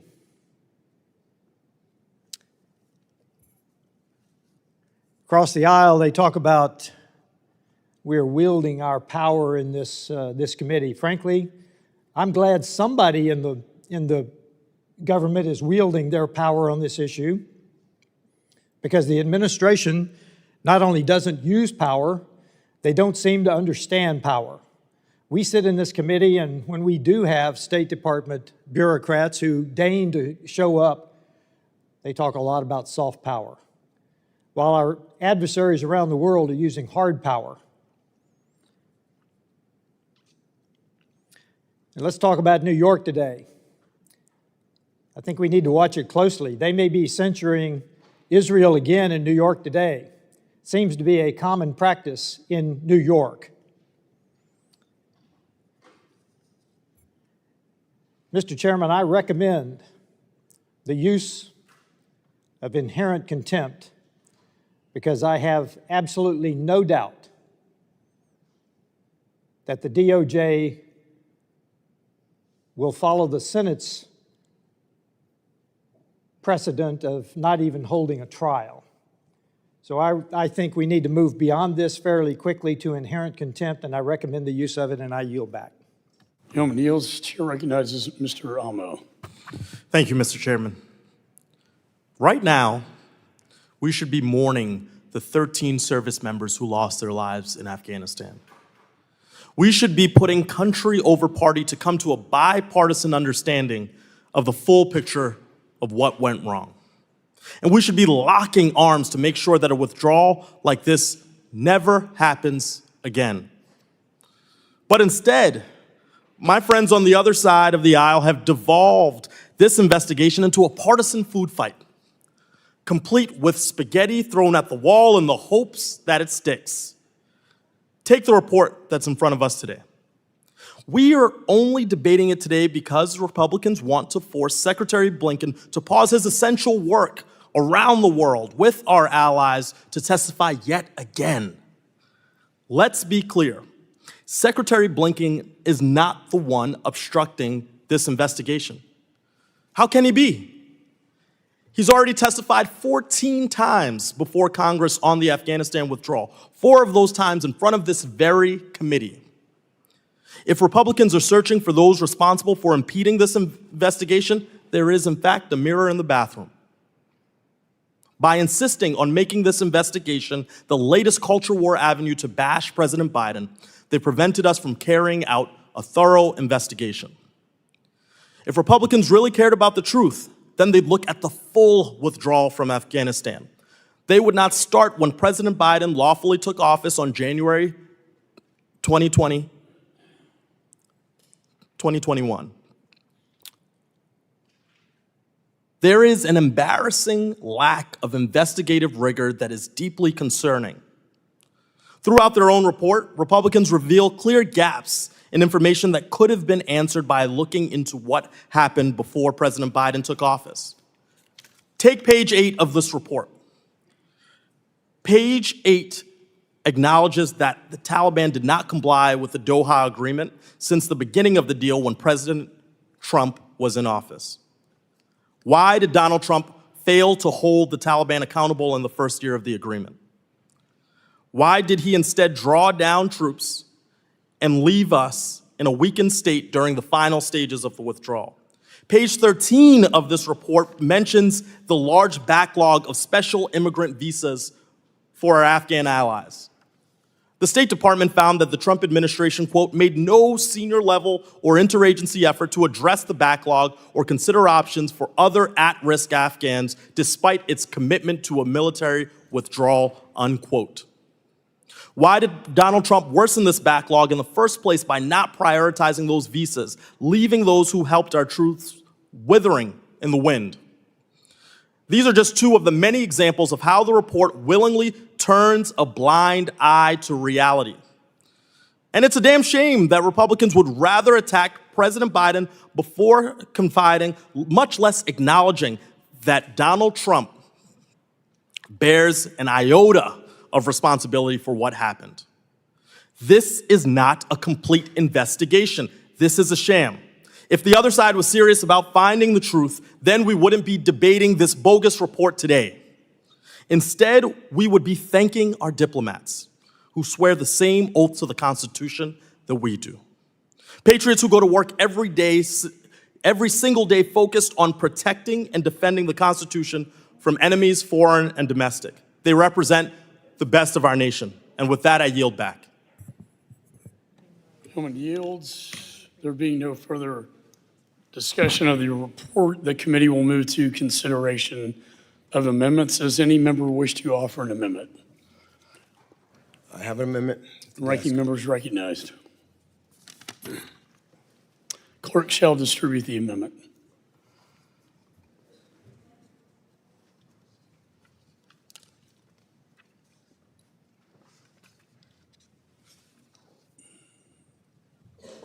Clerk shall report the amendment. Amendment number 1 to the committee report recommending the House of Representatives find Antony Blinken, Secretary, U.S. Department of State, in contempt of Congress for refusal to comply with. Without objection, further reading of the amendments dispensed with. Gentleman's recognized for 5 minutes. Mr. Chairman, you have received in writing the Secretary's position that he's willing to testify before our committee again, and the explanation for why he cannot do so today. My amendment incorporates some relevant language from the Secretary's written communications to you, so that committee report includes important details to complete the record about his willingness to comply with your subpoena. Let me also just add that to complete the record, and going back and forth, that the report was a majority committee report. It wasn't bipartisan, that's for sure. No input was asked for from this side of the aisle. It was only, the report was only given to us the night before it was published. No input on witnesses. Didn't release the transcripts until such time that we requested it at a hearing. And therefore was not something that was really seeking the truth and trying to make sure that we learned something to give to the Gold Star families or anyone else. It was a partisan report. And so I have brought on this amendment so that we could be sure that the record is clear on that. And we had to summarize what the majority's report was and think that those findings should be included therein in this record. And with that, I yield back. Gentleman yields. Let me say I oppose this amendment. I've allowed these letters to be entered into the record, but they do not belong in this contempt report. The quote, reasonable alternatives, end quote, Secretary Blinken references in the September 22nd and 23rd letter are already addressed in the contempt report. There's no reasonable alternative suggested to the date I set for the hearing. In fact, when I told the department in advance that we intended to set September 24th as a date, I never heard back from the State Department. And the alternative he did offer was testimony from his subordinates who did not even serve at the State Department during the withdrawal. I repeatedly asked the Secretary to select any date in the entire month of September, and he refused. It's not a reasonable accommodation. These are not reasonable alternatives, and Secretary Blinken cannot keep hiding behind them. For that reason, I oppose. Any other members seek recognition? Mr. Wilson.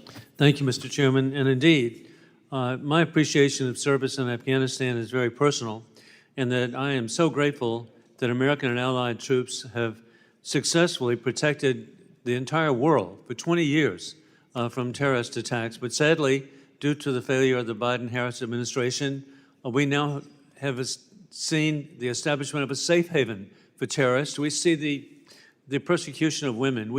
I'll never get over, again, the situation of mothers providing their babies, passing over at Abbey Gate their babies, giving their babies away so they could be free and not live in subjugation and live in a terrorist regime. But also, I saw firsthand, over and over again, visiting my former National Guard unit, the 218th Mechanized Infantry Brigade, commanded by General Robert Livingston of the South Carolina Army National Guard. And our Guard members were so grateful to be serving with their Afghan brothers. And the thought that the Biden-Harris administration would abandon the Afghan brothers, their families, putting them obviously at mortal risk. And we see today, again, the women being subjugated and persecuted, which we knew would occur if there was an abandonment of the people of Afghanistan. And then equally personal, and I'm so very grateful, and I give all credit to my wife, Roxanne, and that is that our youngest son, First Lieutenant Hunter Wilson, South Carolina Army National Guard, served as an engineer for a year in Afghanistan. We were so proud, and still are, of his service for the people of America, for the people of Afghanistan, for freedom and democracy. And I think it should be really clear that what was negotiated by President Donald Trump, additionally with Secretary of State Mike Pompeo, there were conditions. And the conditions, as we found out right here with General Milley and General McKenzie, the first time I ever heard a clarification, the conditions were not met. And then I'm very grateful that I've had the opportunity a number of times this year to be in the presence of President Donald Trump, and publicly, privately, at different meetings, receptions I've been to, at different rallies I've been to, he's made it very clear that the conditions of the Doha Agreement were not met, and that he would have established the principle that, recognizing that American troops would have stayed. He would have worked with our allies. Our allies, I'm very grateful to be Chairman of the Helsinki Commission, and an associate member of the NATO Parliamentary Assembly. Our allies were shocked that we left Americans behind, left persons behind. And the date set for withdrawal was not written in stone at all. It was conditions-based. General Milley said that, General McKenzie said that. Every bit of evidence has been for that. And then I, on August 26, 2021, actually sent a letter to President Biden. In his withdrawal speech, surrender speech, he said that he had letters from the military supporting his position. I have sent request letters over and over again to President Biden to ask for the letters that he said he had. He did not have letters. We know he didn't have letters, and that's why there's not been a response. And the consequence, again, is the immediate death of 13 dear Americans at Abbey Gate. And then this year, it doesn't get the proper recognition, but the failures of this administration, there were 3 members of the Georgia Army Reserve who were killed on January 28th, and dozens of reservists suffered traumatic brain injury due to the weakness of this administration. And so this needs to be heard, and as we talk about the political timing of this, yes, it is, by the Blinken and Biden and Harris administration. This was requested in May 22nd. This could have been long ago, but this administration has stonewalled, they've slow-walked, just as they provide slow walking of equipment to our allies in Ukraine, slow walk to our allies of Israel, even deny and slow walk the efforts that we should be making to prevent a war in the Middle East, in the Far East with our allies of Taiwan. Over and over again, we need to recognize, and I would urge that this amendment be defeated. It's really not accurate. It's not accurate by Blinken. It's not accurate by, sadly, the President of the United States. And with that, I yield back. Gentleman yields. Any other members seek recognition? Mr. Phelps. Mr. Phillips? Yield time. Well, thank you, Mr. Chairman. I'd like to yield my time to the ranking member, Mr. Meeks. In seeking to clarify the record, I want to go back to my First Amendment, which I talked about the Second Amendment. I want to go about the First Amendment first. And so on the First Amendment, Mr. Chairman, many of us on the Democratic side of the aisle have been concerned about the narrow partisan approach taken to the committee's investigation into the Afghanistan withdrawal. This includes the majority's report released earlier this month, which did not seek to incorporate minority input and twisted cherry-picked facts into conclusions not supported by a fuller read of the testimony. And of course, the contempt report today frequently references and cites the majority report. My amendment simply adds a reference to the minority staff memorandum I directed to be prepared and transmitted to flesh out the full picture of facts and broadly summarizes its findings. With that, I yield back. Gentleman yields. Does any other member seek recognition? There being no further discussion, question now occurs on the amendment offered by Representative Meeks. All those in favor signify by saying aye. I request a recorded vote. And all those opposed signify by saying no. No. In the opinion of the chair, the noes have it. The amendment's not agreed to. Request a recorded vote. Roll call vote has been requested. Pursuant to the chair's previous announcement, this vote will be postponed.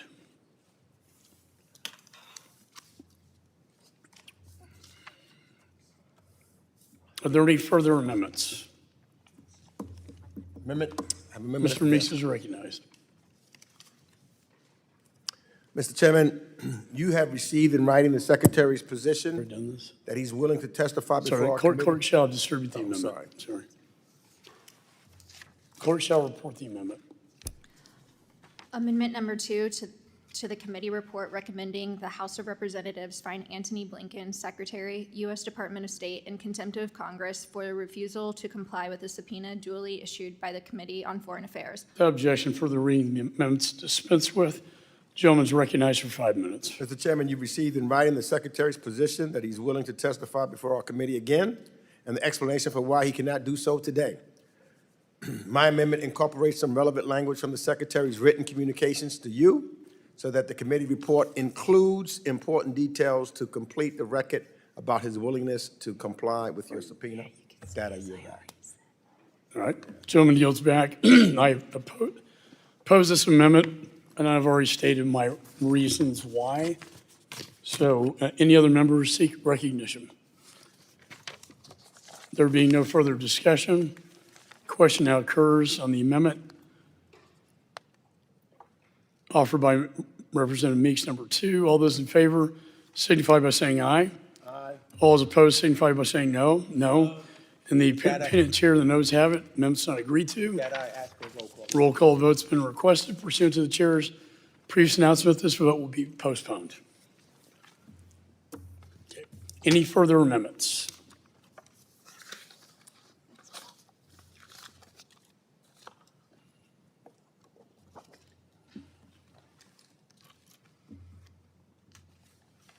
Pursuant to notice, I now call up HR 8683 to require the Secretary of Defense and Secretary of State to monitor efforts by the People's Republic of China to build or buy strategic foreign ports and for other purposes. The bill was circulated in advance.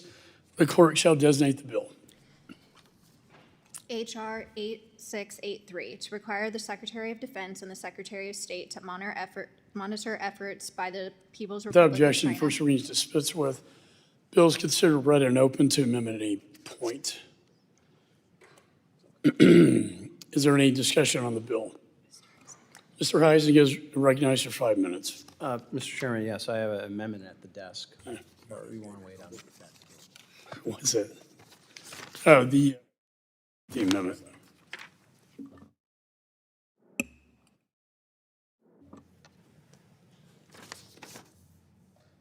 Is there any further discussion?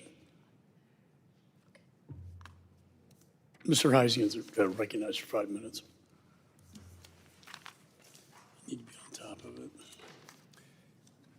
it. Mr. Chairman, China's malign influence abroad continues to reach new corners of the global economy.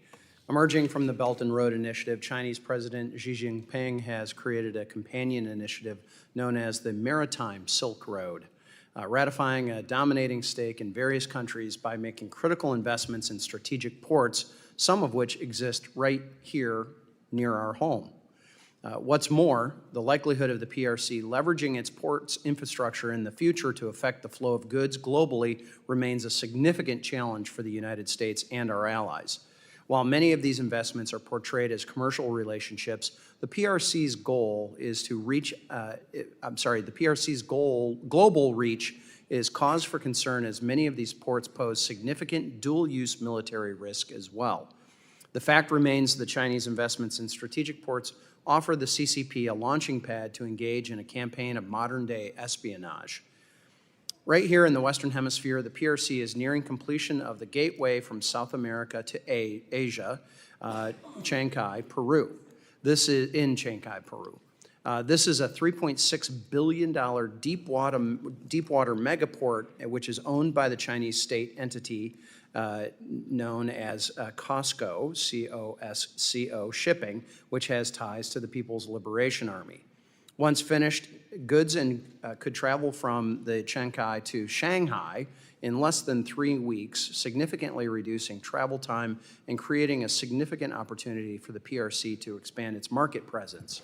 Additionally, China manages ports at both ends of the Panama Canal, where the CCP coordinates private companies in pursuit of its communist agenda, intending to garner more political influence in the volatile region. Here in the United States, 2 Chinese state-owned entities, COSCO Shipping and China Merchant Group, a major participant and proponent of China BRI, controls parts of the ports of Long Beach, Seattle, Los Angeles, Houston, and even Miami. However, the threat of malign Chinese influence doesn't just exist in countries near the U.S. Recently, the Georgian government announced that a Chinese consortium won the tender for the construction of a deep-sea port in the city of Anaklia on Georgia's Black Sea coast, granting the PRC a 49% share in the port. Strategic location of this port in the middle corridor, the trade route between China and Europe, could make this a crucial project for President Xi. What's noteworthy is that one of the companies involved in the project, China Communications Construction Company, was barred from World Bank finance construction projects from 2011 to 2017 for participating in fraud and bribery, and was sanctioned by the United States in 2020 for promoting militarization in the South China Sea. It's time for the United States to offer a real solution to countries lured in by China's debt trap diplomacy.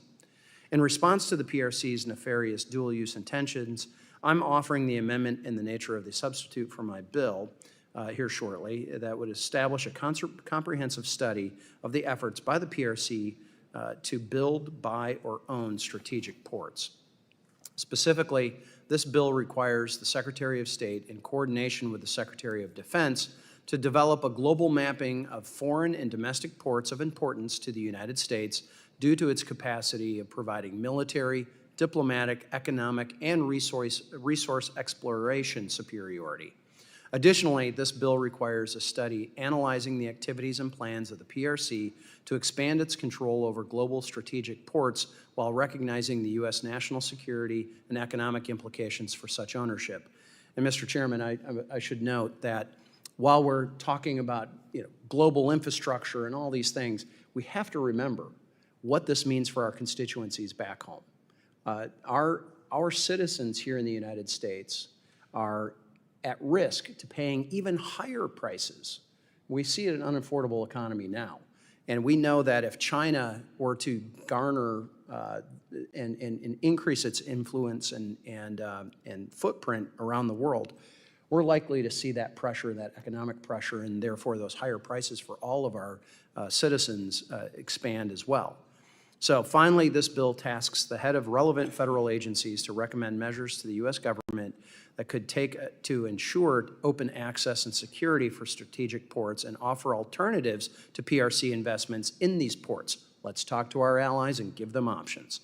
The ANS was negotiated in good faith with my Democrat colleagues, and where we incorporated their edits to enhance the reporting requirements for electronically enabled espionage posed to U.S. defense and diplomatic personnel within the vicinity of these strategic ports. And without stalwart diplomacy from the United States and its allies and partners, the PRC's global reach will only mature, deepening instability and insecurity abroad.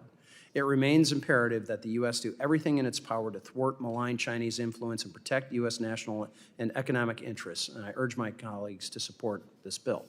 I yield back. The gentleman yields. Any further discussion on the bill? Mr. Wilson is recognized. Or did you? No, I'm saying my block for the ANS. All right. Thank you, Mr. Chairman. And indeed, I'm grateful to support House Resolution 8683 by my good friend Bill Huizenga of Michigan. This legislation provides more resources to combat the subversive Chinese Communist Party.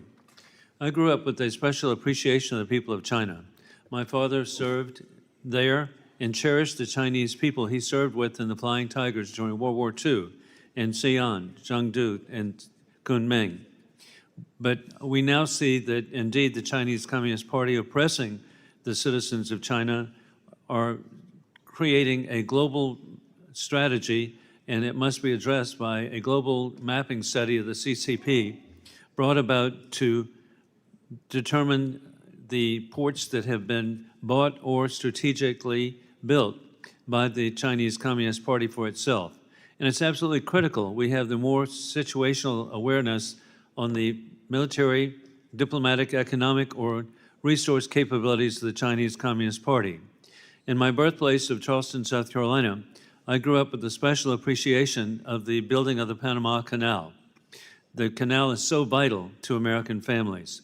The Republic of Panama, with its talented people, and I have family who live in Panama, we know that they are under stress due to Chinese influence. And Congressman Huizenga is correct again that Chinese influence into Panama actually affects American families. With that, I urge all of my colleagues to support this legislation. Gentleman yields. Any further discussion on the bill? There being no further discussion, the committee will move to consideration of amendments. Does any member wish to offer an amendment? Mr. Huizenga. Mr. Chairman, I have an amendment at the desk. Clerk shall distribute the Huizenga amendments in the nature of a substitute, number 111.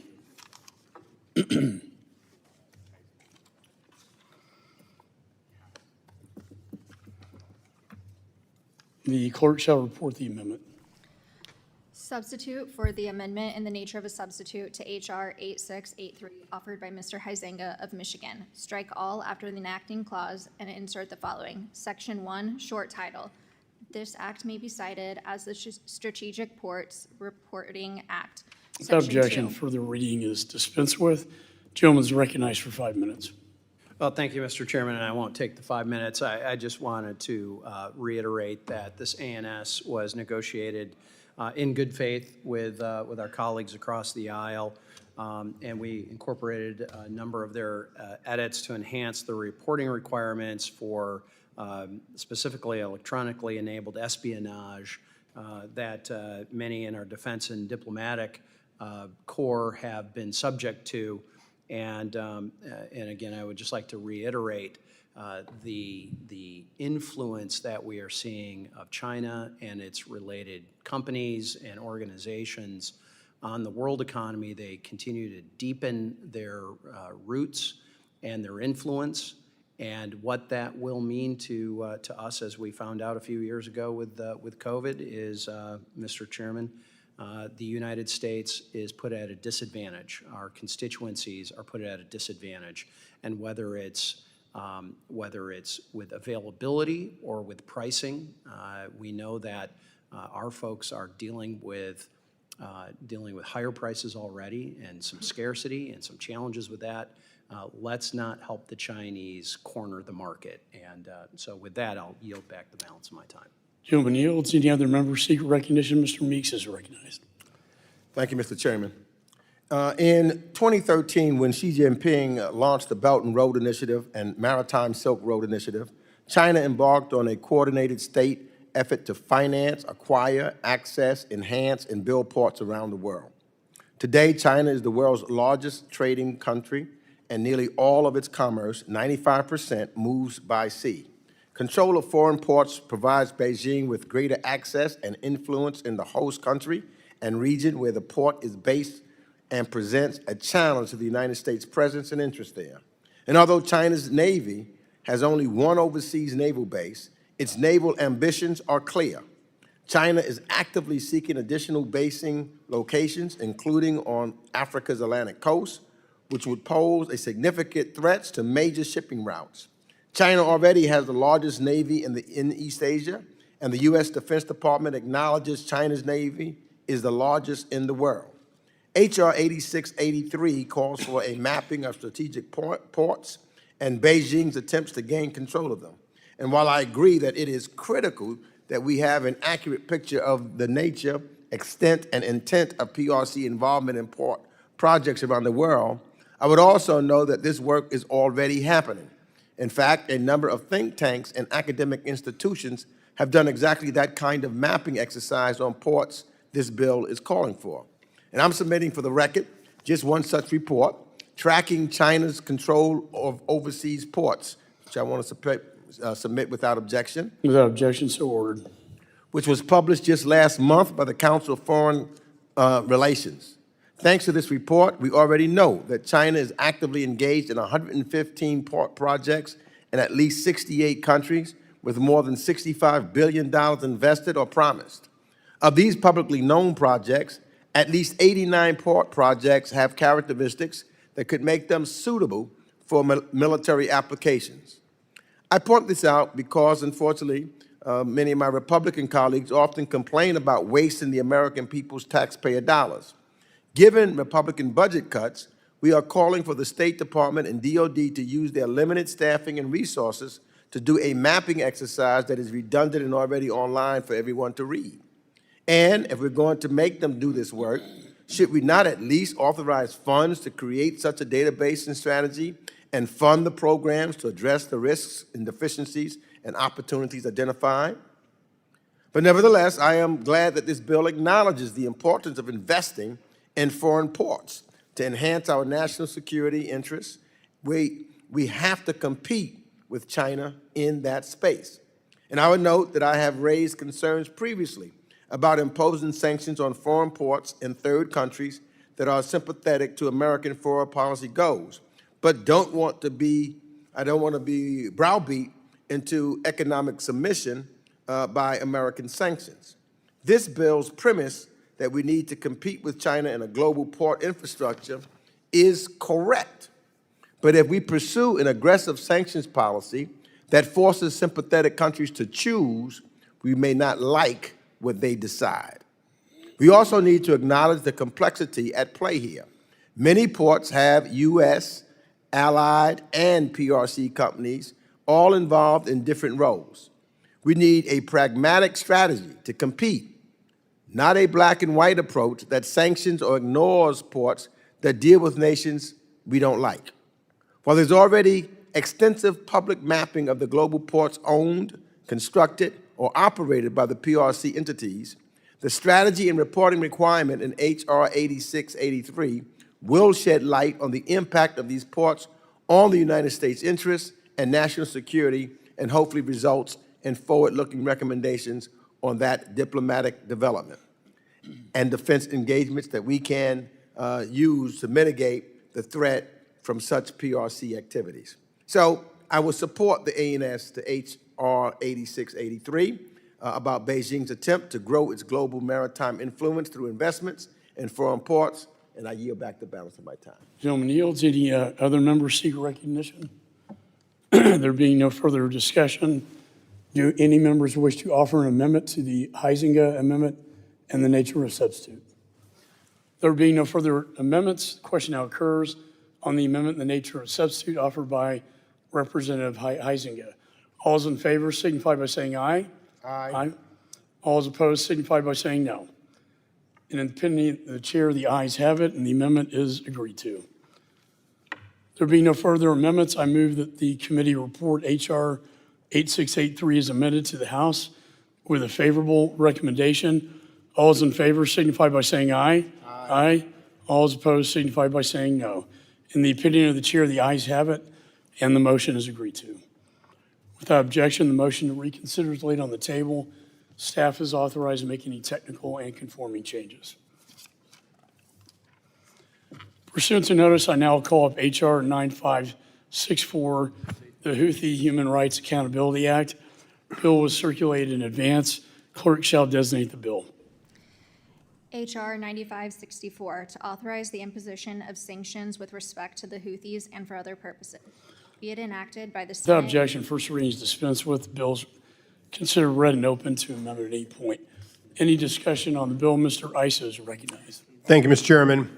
I want to express my support for the Human Rights Accountability Act, otherwise known as the Houthi Act. This legislation introduced by Mr. Phillips, the ranking member of the Middle East Subcommittee, to address the Houthis' blatant human rights abuses against the people of Yemen. The Houthis are a terrorist organization, and I will repeat, they are a terrorist organization that has sought to topple the legitimate government of Yemen. These are their three slogans: death to America, death to Israel, and a curse upon the Jews. They are also an Iranian proxy, which has sought to aid Hamas by attacking international shipping in the Red Sea and the Gulf of Aden since October 7th. Beneath the headlines, however, there's also a committed, systematic human rights abuse against the people under their control. This has been overlooked by the world because of the shelling, the bombing, and the other activities. Well, Saudi Arabia is undergoing a renaissance of liberty, looking forward to women's rights and participation. The Houthis in Yemen are taking the opposite approach and going back to 600 AD. The Houthis have also been documented as using children into their ideology. This is the same ideology that caused October 7th. As we look at their violations of basic human rights, as we look at an administration that sadly has not given them this designation as a foreign terrorist organization, we ask why, and we can find no good reason. And that's the reason that there is a bipartisan legislation intended on making it clear that in addition to their activities as a proxy for Iran, they are independently a foreign terrorist organization, and they need to be accounted for. The Houthi Human Rights Accountability Act shines a light on the Houthis' attempt to co-opt the generosity of the international community by attempts to indoctrinate Yemen youth in the bloody ideology of barbaric human rights abuses, and it will require a review of whether Houthi leaders who have been involved in stealing aid, brutalizing their people, and kidnapping have been properly sanctioned in accordance with U.S. law. These straightforward goals are something we can agree to on a bipartisan basis at a time in which such legislation would otherwise be missed. With that, I urge support of it and would notify the chairman that I have one amendment when ready for a very small technical correction. Thank you very much, Congressman Darrell Issa of California. We now will proceed to Congressman Greg Meeks of New York. Thank you, Mr. Chairman, and I support this legislation because we must continue to call attention to the unnecessary and unfair suffering of the Yemeni civilians at the hands of the Houthi movement. Millions of Yemenis are experiencing persistent food scarcity, reoccurring disease, and medical goods shortages because of illegal restrictions imposed on aid by the Houthis. Houthi leadership continues to manipulate and instrumentalize and aid while enforcing oppressive policies on the treatment of women. The Houthis employ child soldiers and arbitrarily detain aid workers and opponents. This bill draws attention to these abusive practices through 3 reporting requirements that will help us to better understand Houthi efforts to block humanitarian assistance and the extent of human rights abuses. This legislation also requires determinations as to whether Global Magnitsky Act and the Livingston Act sanctions for gross violations of human rights and hostage-taking are warranted on Houthi individuals. We must continue to hold hands, and I want to thank my colleagues for bringing attention to these issues, and I will vote in favor of this bill. I yield back. The gentleman yields. Is there any further discussion? We now have the Congressman from Minnesota, Dean Phillips. Thank you, Mr. Chairman. I want to thank my colleague and friend, Mr. Issa, for leading this bill with me, the Houthi Human Rights Accountability Act. As has been said by both Mr. Meeks and Mr. Issa, we know the Houthis are an Iranian-backed terrorist organization wreaking havoc not only across the region through its attacks in the Red Sea, but perhaps most importantly right now on the Yemeni people. It's appalling, their human rights abuses, especially against children, as well as the continued detention of United Nations and diplomatic and NGO staff. Furthermore, they continue to detain U.S. locally employed staff from our embassy in Sana'a who've been held without justification for more than 2.5 years. Americans held for more than local embassy employees for more than 2.5 years. As has been said, the bill requires 3 reports from the Department of State. First, a report on Houthi efforts to indoctrinate Yemenis to their extremist and anti-Semitic worldview.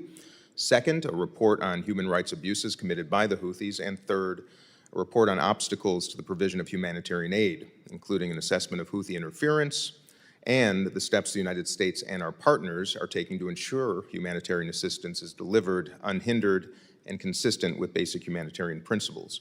It also requires a determination, as Mr. Meeks just said, as whether certain Houthi actors should be subject to sanctions under the Magnitsky Act for gross violations of human rights and/or the Levinson Act for hostage-taking. We need to counter the Houthis' malign behavior, send a message to Iran, and protect the Yemeni civilian population. These actions are currently harming Yemenis. They're restricting access to desperately needed humanitarian aid, getting very little attention in these halls or around the world, and they're preventing peace in a country that needs it desperately. They must be held to account, and with that, I'm grateful to be working with my colleague, Mr. Issa, on a bipartisan piece of legislation that I think reflects well on this institution and this committee. With that, I yield back. And we're grateful for your input, Congressman Dean Phillips of Minnesota, for your yielding back. And now Mr. Chairman, I have an amendment at the desk. Well, no. Oh, I'm sorry, there's more. No, hey, everybody wants to say something nice about your legislation now. Don't get in the way, okay? And so you particularly want to hear from the Republic of Illinois. And so we have Congressman Jonathan Jackson of Illinois. Thank you so much. I'd like to thank Congressman Issa and Congressman Phillips for their work. I strongly support the Houthi Human Rights Accountability Act because it's long overdue for this terrorist organization to be held accountable. The people of Yemen and the region have suffered tremendously through the hands of the Houthis, who have obstructed every peace effort, committed gross human rights violations on its own citizens, including unlawful killings, starvation, and recruiting child soldiers. The Houthis has extended terror to the region, to the sea, and this is why I urge all of you to co-sponsor my bill, H.R. 8934, Sanctions Sea Pirates Act of 2024, which passed this committee on a voice vote. My bill will require the President and other related branches of the U.S. government to work with allies and partners around the globe to combat piracy around the globe and to curb the surge in piracy off the coast of Somalia and the Gulf of Aden. Impose sanctions with respect to any foreign person that knowingly engages in piracy, block foreign assets, etc. I yield back. Thank you very much. There being no further discussion of the bill, the committee will move to consider amendments, and we are eager to hear from Congressman Darrell Issa of California. Mr. Chairman, I have an amendment at the desk. The clerk shall distribute the amendment.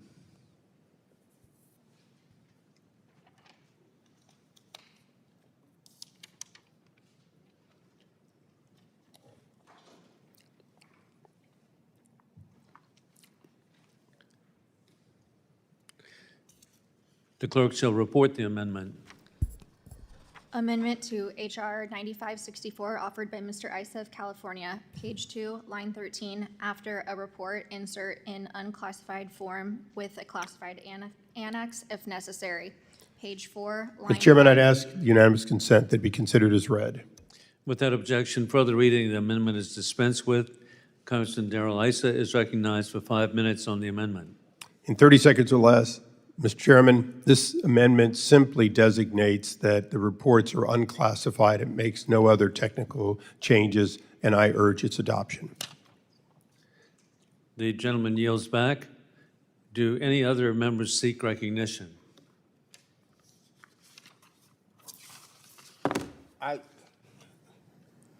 And we recognize Ranking Member Meeks. I just want to say that I support Mr. Issa's amendment, which makes minor technical corrections to the reporting requirement. Yield back. Well, hey, bipartisanship lives.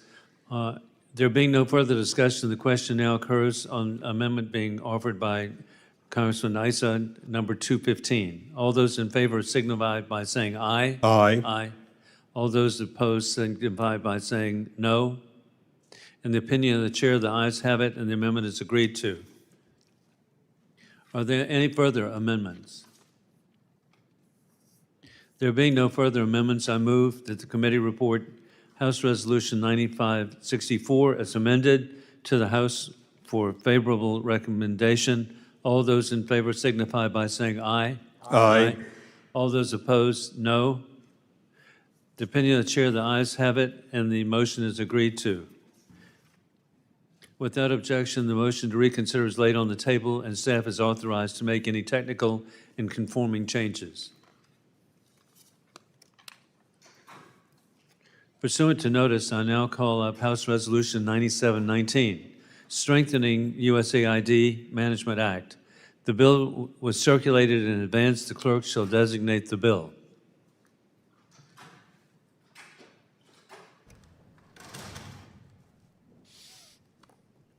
H.R. 9719, to amend the Foreign Assistance Act of 1961 to modify requirements regarding management of the United States Agency for International Development and for other purposes, be it enacted by the Senate and the House of Representatives to the United States of America in Congress assembled, Section 1, short title. This act may be cited as the Strengthening USAID Management Act. And without objection, the first reading is dispensed with, and the bill is considered read and open to amendment at any time. Is there any discussion on the bill? And at this time, we'll recognize Ranking Member Greg Meeks. Thank you, Mr. Chairman, for moving this bill up to markup. This bill the Strengthening USAID Management Act does just what the title suggests. Oh, thank you. It gives USAID additional authorities to manage its programs and workforce as global events demand more from this critical government agency. I'd like to start by commending Administrator Samantha Power for the work she has done over the last 3.5 years to ensure that the USAID is fully equipped to respond to both international disasters and global development needs. She has prioritized locally led development. She has championed USAID's Global Development Partnership Initiative to build back the ranks of the foreign and civil service. And she has installed 2 deputy administrators, including one dedicated to management and resources, to elevate these issues that are foundational to the USAID's success. This bill permanently authorizes crises operation staffing that allows USAID to flexibly hire in response to disasters and crises. These events are by their very nature impossible to predict, and they do not lend themselves well to the typical U.S. government hiring process.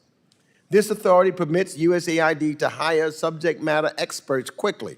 For example, global health workers to respond to the current Mpox outbreak and deploy them to the field for maximum impact in stemming the health emergency.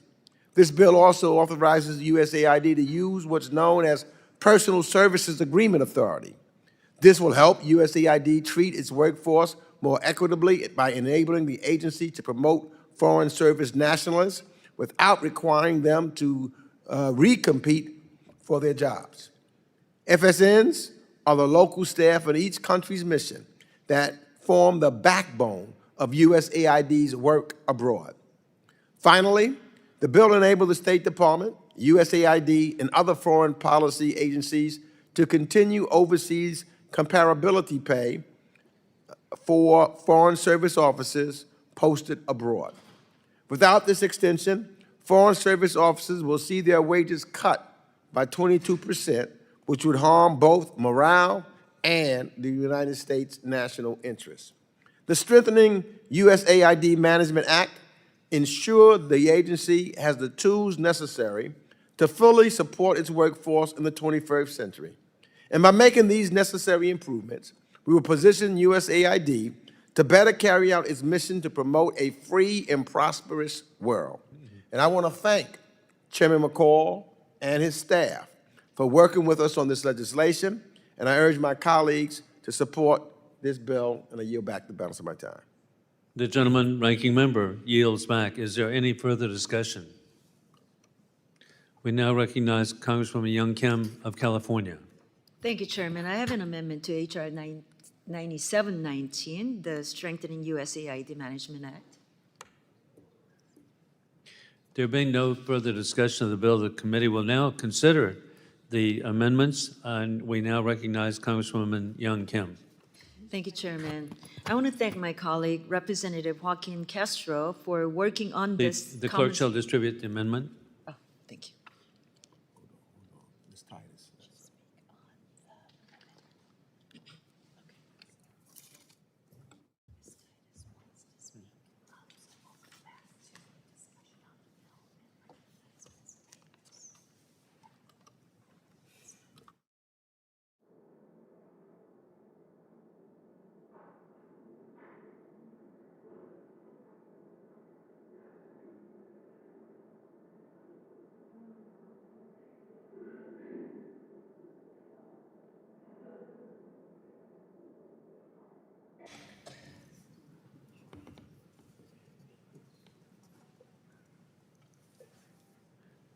As we proceed, Congresswoman Titus is seeking recognition on the bill, and then we will proceed to amendments. Thank you, Mr. Chairman. I appreciate that.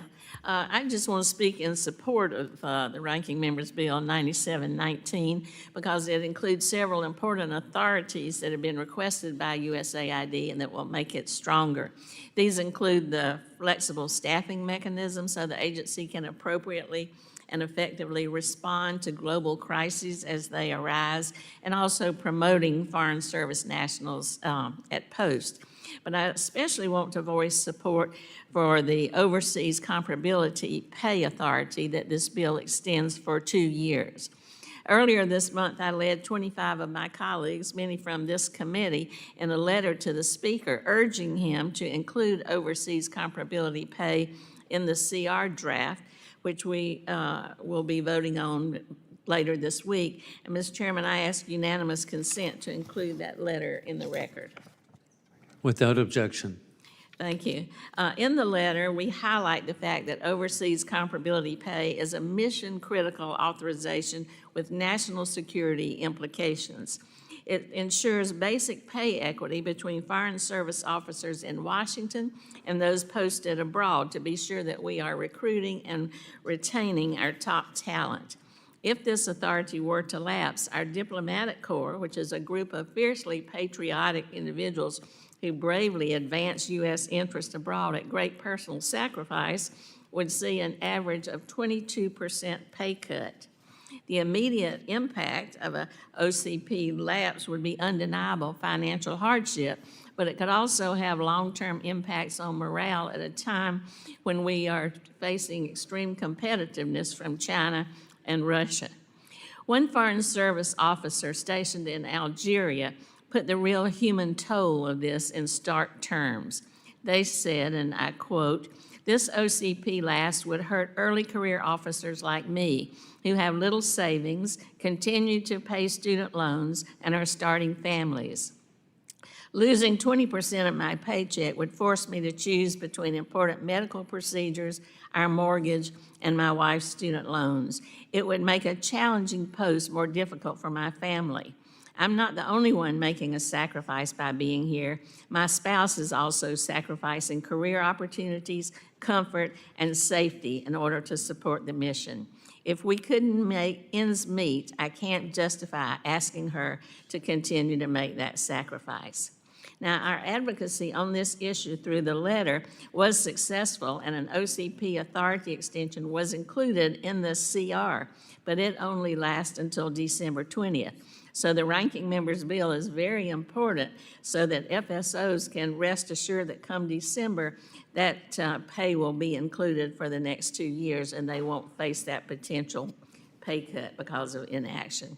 As members of this committee, we talk about diplomacy all the time, and we're duty-bound to support our diplomats and development professionals as they bravely advance our foreign policy interests around the world.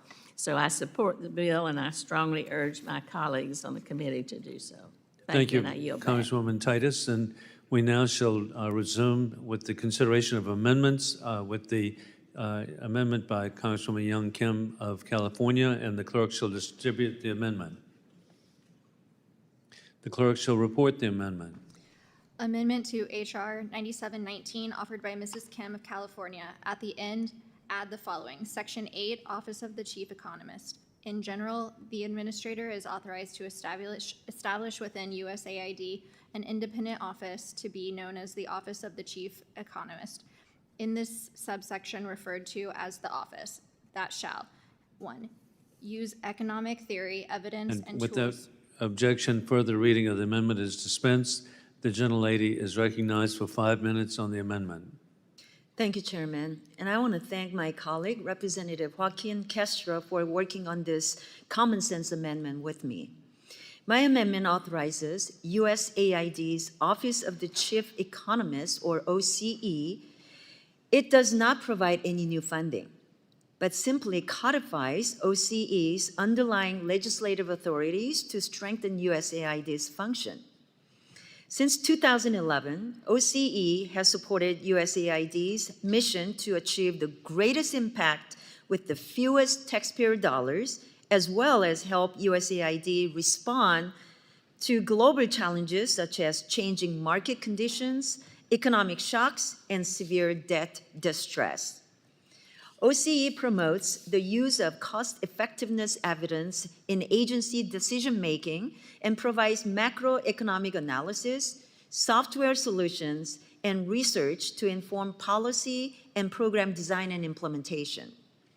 Codifying authorities for OCE would help prioritize efforts to integrate best practices for USAID's work across all sectors through post-project performance measurement. We need to make sure that USAID resources go towards efforts that have the greatest and most sustainable impact. This amendment ensures that economists and technical experts continue to play a key advisory role in the agency's programming and decision-making. I urge my colleagues to support this bipartisan amendment, and I yield the balance of my time. The gentlelady yields back. Do any other members seek recognition? We now recognize the ranking member, Congressman Greg Meeks of New York. I want to thank Representative Kim and Castro for offering this amendment to my bill. This amendment would institutionalize the Office of the Chief Economist at USAID, which was created 2 years ago to take an innovative approach to incorporating evidence and behavioral economics into USAID's programming. Since its establishment, the office has amplified the agency's efforts to ensure programs are cost-effective and achieve measurable outcomes, all while taking into account economic analysis across multiple factors. I am encouraged to see bipartisan support for their efforts, and I look forward to future innovations from the Office of the Chief Economist. And I'm pleased to support this amendment. Yield back the balance of my time. Do any other members seek recognition? There being no further discussion, the question now occurs on the amendment offered by Congresswoman Young Kim, number 75. All those in favor signify by saying aye. Aye. All those opposed signify by saying no. In the opinion of the chair, the ayes have it, and the amendment is agreed to. Are there any further amendments? There being no further amendments, I move that the committee report House Resolution 9719 as amended to the House with a favorable recommendation. All of those in favor signify by saying aye. Aye. All those opposed signify by saying no. In the opinion of the chair, the ayes have it, and the motion is agreed to. Without objection, the motion to reconsider is laid on the table, and the staff is authorized to make any technical or conforming changes.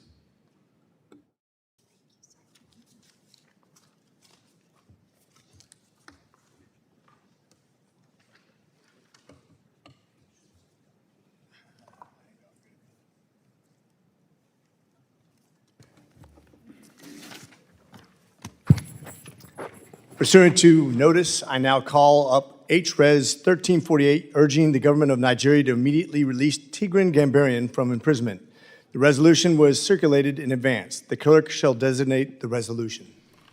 H-Res 1348, urging the government of Nigeria to immediately release Tigran Gambaryan from imprisonment.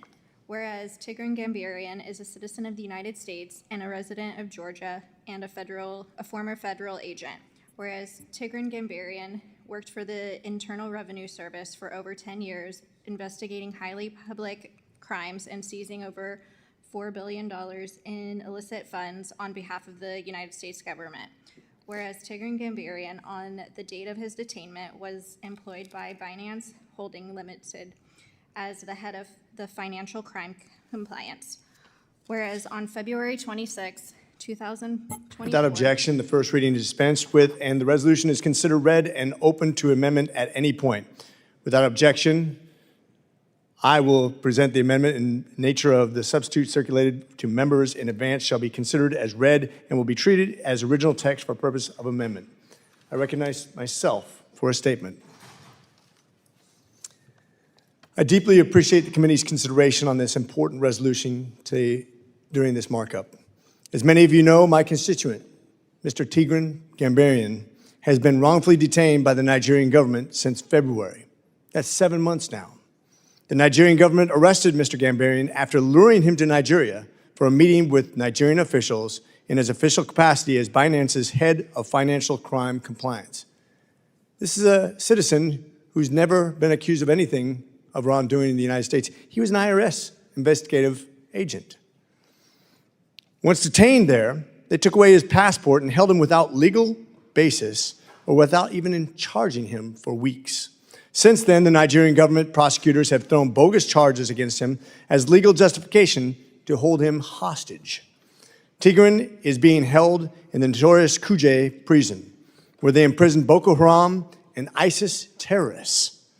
He is being denied basic due process and repeatedly denied adequate medical care despite the fact that he suffers from malaria, pneumonia, tonsillitis, and complications from 2 herniated discs, which make it extremely painful to walk.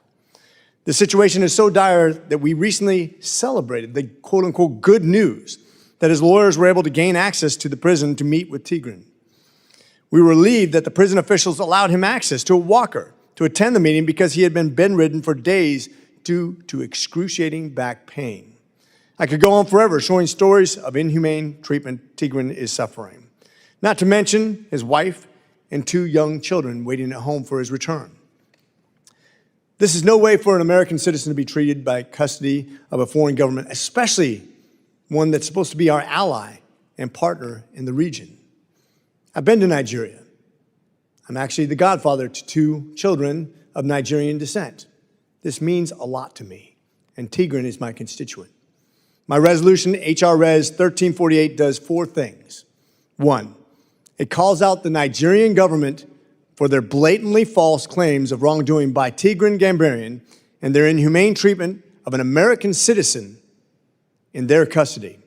2, it urges the Nigerian government to release Tigran and provide him unfettered consular access, unrestricted medical care, and full due process to his rights.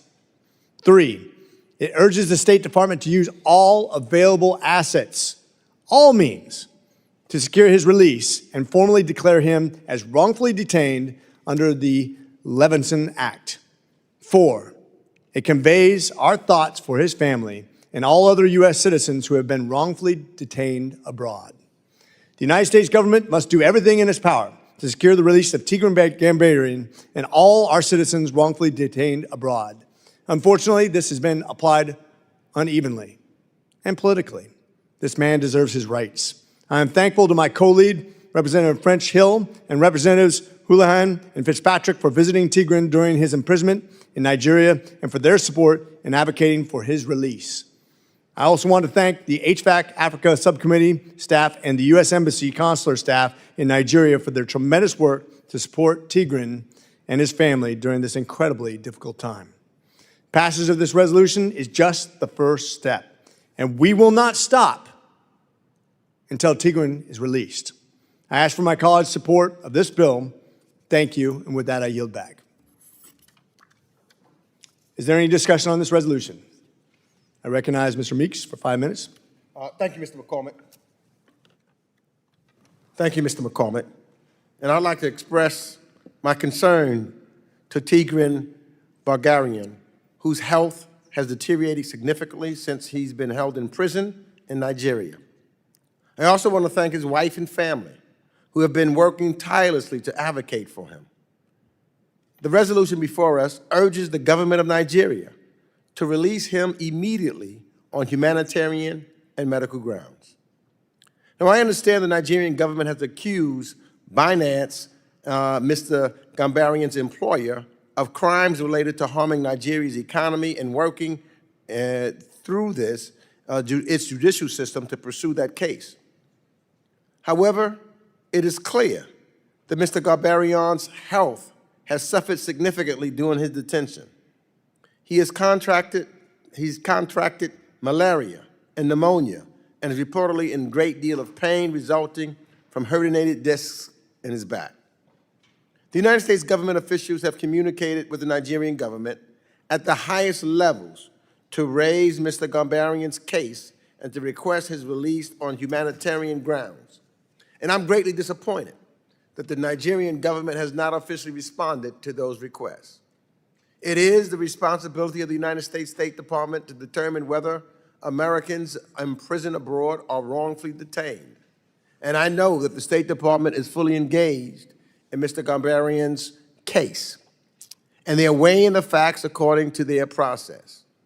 But regardless of how that process plays out, we must continue to press the Nigerian government for Mr. Gambaryan's release, urge them to respect his fundamental rights, and take far greater care to ensure his health and well-being. And so therefore, I will support the resolution, and I yield back the balance of my time. I want to thank the ranking member for his support in this bipartisan effort to do what's right for an American citizen. And with that, I also recognize my co-sponsor and somebody who's been very near and dear to this process and who's been really probably the hinge-pin of the efforts to release Tigran, and I appreciate him, and I recognize him for 5 minutes. Mr. French Hill. Chairman McCormick, thank you. Ranking Member Meeks, thank you for your commitment. I come to the committee today with a heavy heart and great frustration that an allied government of the United States, the great country on the west coast of Africa, Nigeria, a longtime partner of the United States in the fight against ISIS, in the fight against Boko Haram, has taken this unprecedented action of, Mr. Chairman, snatching an innocent American citizen under false pretenses in their country and imprisoning him. So I support this resolution, HRES 1348, fully, but I would argue to my colleagues, asking for his release on humanitarian grounds, which is a term used by the State Department, is good, but unacceptable to me, because he needs to be released, period, full stop, as an American citizen, innocent of these trumped-up charges, innocent of any connection with the assertion that the company Binance has in some way damaged Nigeria and Nigeria's economy, an economy that is long suffering, and the Nigerian people long suffering.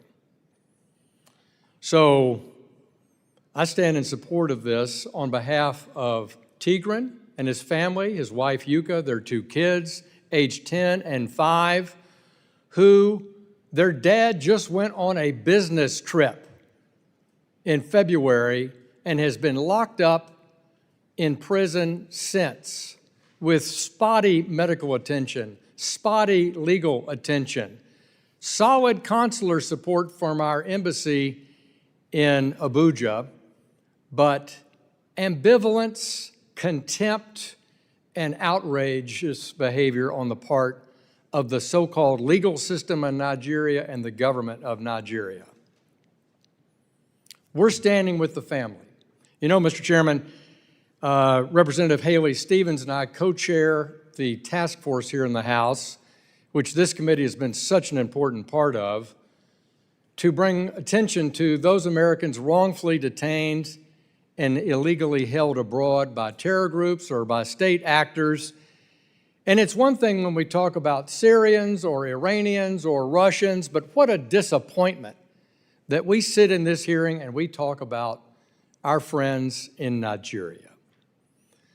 So I hope all members will not only support this resolution, but I hope all members on this committee will write the ambassador to Washington from Nigeria and express your utter dismay about putting our partnership for peace, prosperity, public health at risk because they wrongfully detain an American citizen.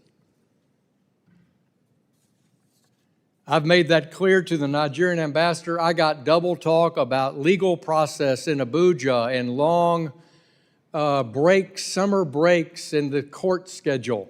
I don't get facts.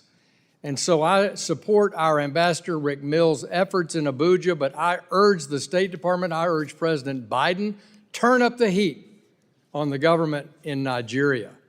Honor the fact that an American citizen has been snatched by a friendly government and put in prison over something he had no responsibility for in a country that not only has good relations with our country, but we in the Justice Department and the IRS, former employers of Tigran Gambaryan, have a deferred prosecution arrangement with Binance. With Binance. The government of Nigeria has leverage over Binance by just working with the United States and our legal system and our observation and oversight of Binance. And it makes the snatching of an American citizen even more outrageous. So I ask all my colleagues to support this resolution. I ask for your prayers for Tigran's health under extraordinarily poor conditions. I ask you to pray for comfort for his friends, his family, his spouse, Yuki, that this man is released unconditionally by the Nigerian government. And I think this resolution is an important step, and I hope it comes to the House floor promptly. And with that, I yield back. Thank you, Mr. Hill, a true warrior for rights of citizens of the United States of America. And I want to speak directly to the Nigerian government right now.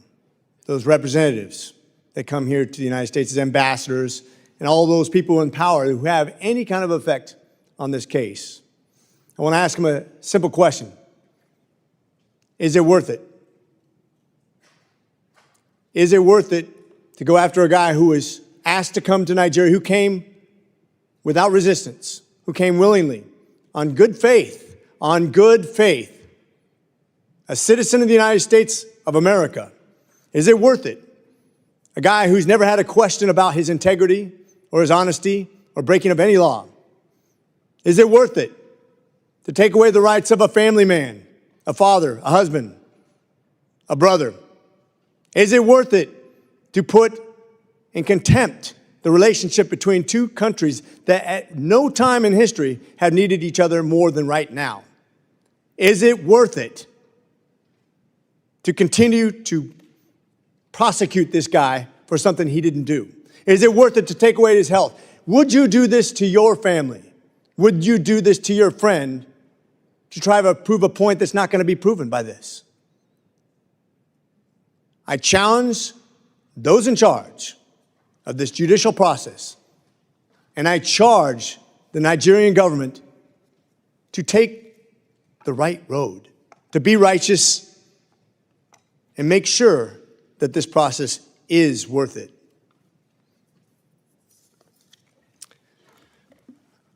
Is there any further questions or discussions on this topic?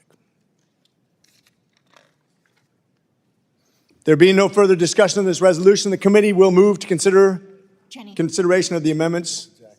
Oh, Mr. Jackson, you're recognized for 5 minutes. Thank you, Honorable Congressman McCormick. Thank you, Ranking Member Meeks. I support this bill not to interfere in Nigeria's judicial process, but to appeal to the government of Nigeria, whom we've had a very respectable and long-lasting working relationship, to support the release of Mr. Tigran Gambaryan on a humanitarian ground. With his health deteriorating and the lack of proper medical attention, Mr. Tigran must be able to come home where he can get the proper life-saving care he urgently needs. Our two countries have had a long shared history and a strong relationship for decades, which should not be overshadowed by this case. I hope to engage the Nigerian government soon with my other colleagues to assist in releasing Mr. Tigran Gambaryan on humanitarian grounds as soon as possible. This is an earnest appeal, and I thank you for your consideration. I yield back. Thank you, Mr. Jackson. The gentleman yields back. Are there any other further discussion? There being no further discussion on the resolution, the committee will move to consideration of amendments. Does any member wish to offer an amendment? There being no amendments, I move that committee reports HRES 1348 as amended to the House with a favorable recommendation. All those in favor signify by saying aye. Aye. All those opposed signify by saying no. In the opinion of the chair, the ayes have it, and the motion is agreed to. Without objection, the motion to reconsider is laid on the table, and the staff is authorized to make any technical and conforming changes. Pursuant to notice, I now call up H.R. 9718, the Extending and Enhancing the U.S.-UK Nuclear Cooperation for Mutual Defense Purpose Act. The bill was circulated in advance. The clerk shall designate the bill. H.R. 9718 to provide for the approval of the amendment to the agreement between the government of the United States of America and the Without objection, the first reading is dispensed with, and the bill is considered read and open to amendment at any point. Are there any discussions to the bill? Mr. Zinke, you are recognized for 5 minutes. Thank you, Mr. Chairman. I want to thank the chairman and ranking member for today's consideration of H.R. 9718, the extension and enhancing of the U.S. Nuclear and UK Nuclear Cooperation for a Mutual Defense Purpose Act. Short history, it began in 1958. This Congress renewed it in 2014. It is now up for renewal. What this bill does is two things. It corrects an ambiguity between 60 session days and 60 days. And then it specifies that it is renewed. Just a brief summary of why this is important. I think everyone knows that we face a potential nuclear conflict in multiple theaters, to include Ukraine, the Middle East, and I would say the Pacific. The UK-US mutual agreement is the core to these agreements that extend globally, and without this agreement, other things are affected, like the Pacific. And my gentleman to my right from Guam, as a secretary, I visited Guam, American Samoa, and the territories in the Pacific. And I can tell you, they're in the front line, and having an extension of this on a very important and critical piece is absolutely essential to the defense of our country in the Pacific. So with that, I urge my colleagues to pass this bill and send a clear message to our allies and our adversaries that America defends freedom. And with that, I yield back. The gentleman yields, and Ranking Member Meeks is recognized for 5 minutes. Thank you. I support this bill. And as a result of the Biden-Harris administration's efforts over the past 4 years, opioid deaths are at a 3-year low. Yet, everyday Americans are dying across our country due to the scourge of fentanyl afflicting too many communities across the country. Precursors, or chemical components used to synthesize these deadly... Wrong one. But I do agree fentanyl is a problem in the Pacific. Oh, we took this bill out of it. Where is it? 97, whatever.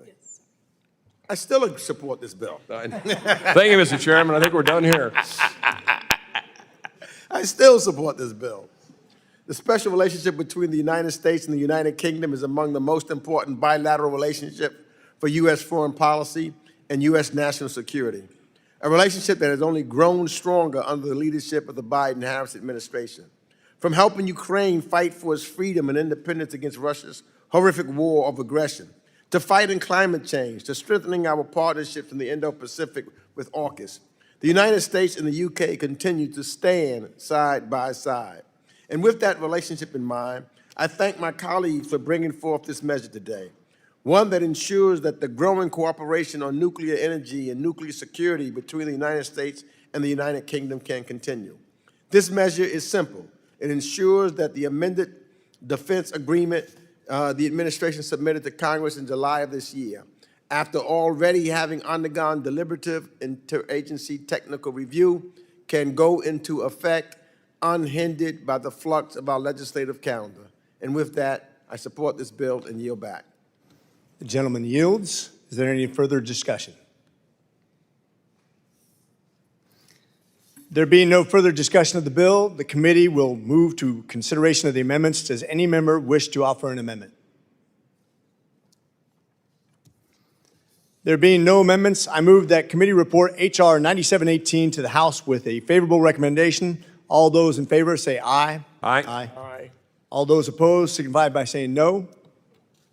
In the opinion of the chair, the ayes have it and the motion is agreed to. Without objection, the motion to reconsider is laid on the table and the staff is authorized to make any technical and conforming changes.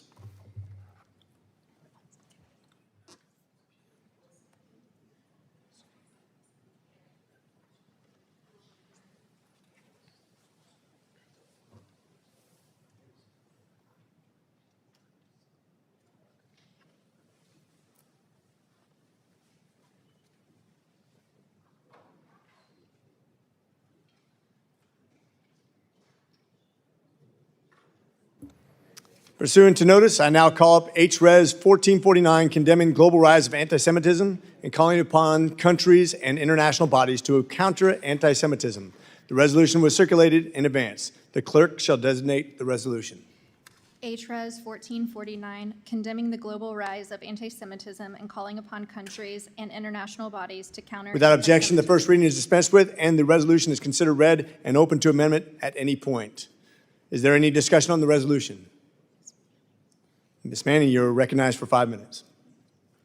Thank you, Mr. Chairman. And I want to personally thank you and Ranking Member Meeks for your leadership, as well as your staff for working with me to advance this important bipartisan resolution to markup. I am proud to speak in favor of HRES 1449, a bipartisan House resolution I introduced with my dear friend Congressman Chris Smith, supporting global efforts to counter anti-Semitism. It has been an honor to serve alongside him as co-chair of the House Bipartisan Task Force for Combating Anti-Semitism. Mr. Chairman, we know that anti-Semitism is on the rise around the world. We know what a threat that is, not just to the Jewish community, but to democracy and to the very fabric of our societies around the globe. Today, not even 80 years since the liberation of Auschwitz, anti-Semitism has grown, taken on new forms, and spread to more parts of the world. And as we have seen since the Hamas terrorist attack of October 7th, 2023, the single deadliest day for Jews since the Holocaust, anti-Semitism around the world has skyrocketed. And let me state, the anti-Semitism skyrocketed on October 8th, before there was any IDF response to that horrific terrorist slaughter and capture of innocent Israelis, including American citizens. Here in the United States, FBI data shows that anti-Jewish hate crimes increased in 2023 by nearly 63% from 2022, totaling the highest number recorded in almost 3 decades. Jewish Americans make up around 2% of the U.S. population, yet anti-Semitic hate crimes accounted for more than 15% of all hate crimes reported by the FBI and 2/3 of all religion-based hate crimes. Yet even though we face a significant global challenge, we should not despair. That's because there has been critical and unprecedented progress made in the fight against anti-Semitism in recent years. In 2004, the OSCE acknowledged that anti-Semitism had assumed new forms and posed a new threat to security and stability in the region. In 2016, the International Holocaust Remembrance Alliance built international consensus around a valuable working definition of anti-Semitism. And in recent years, many countries around the world have appointed special envoys or coordinators or advanced national strategies to deal with the rise of hate against Jews. Congress and this committee have also taken the lead in supporting efforts like the Global Anti-Semitism Review Act, the Combating European Anti-Semitism Act, and the Special Envoy to Monitor and Combat Anti-Semitism Act.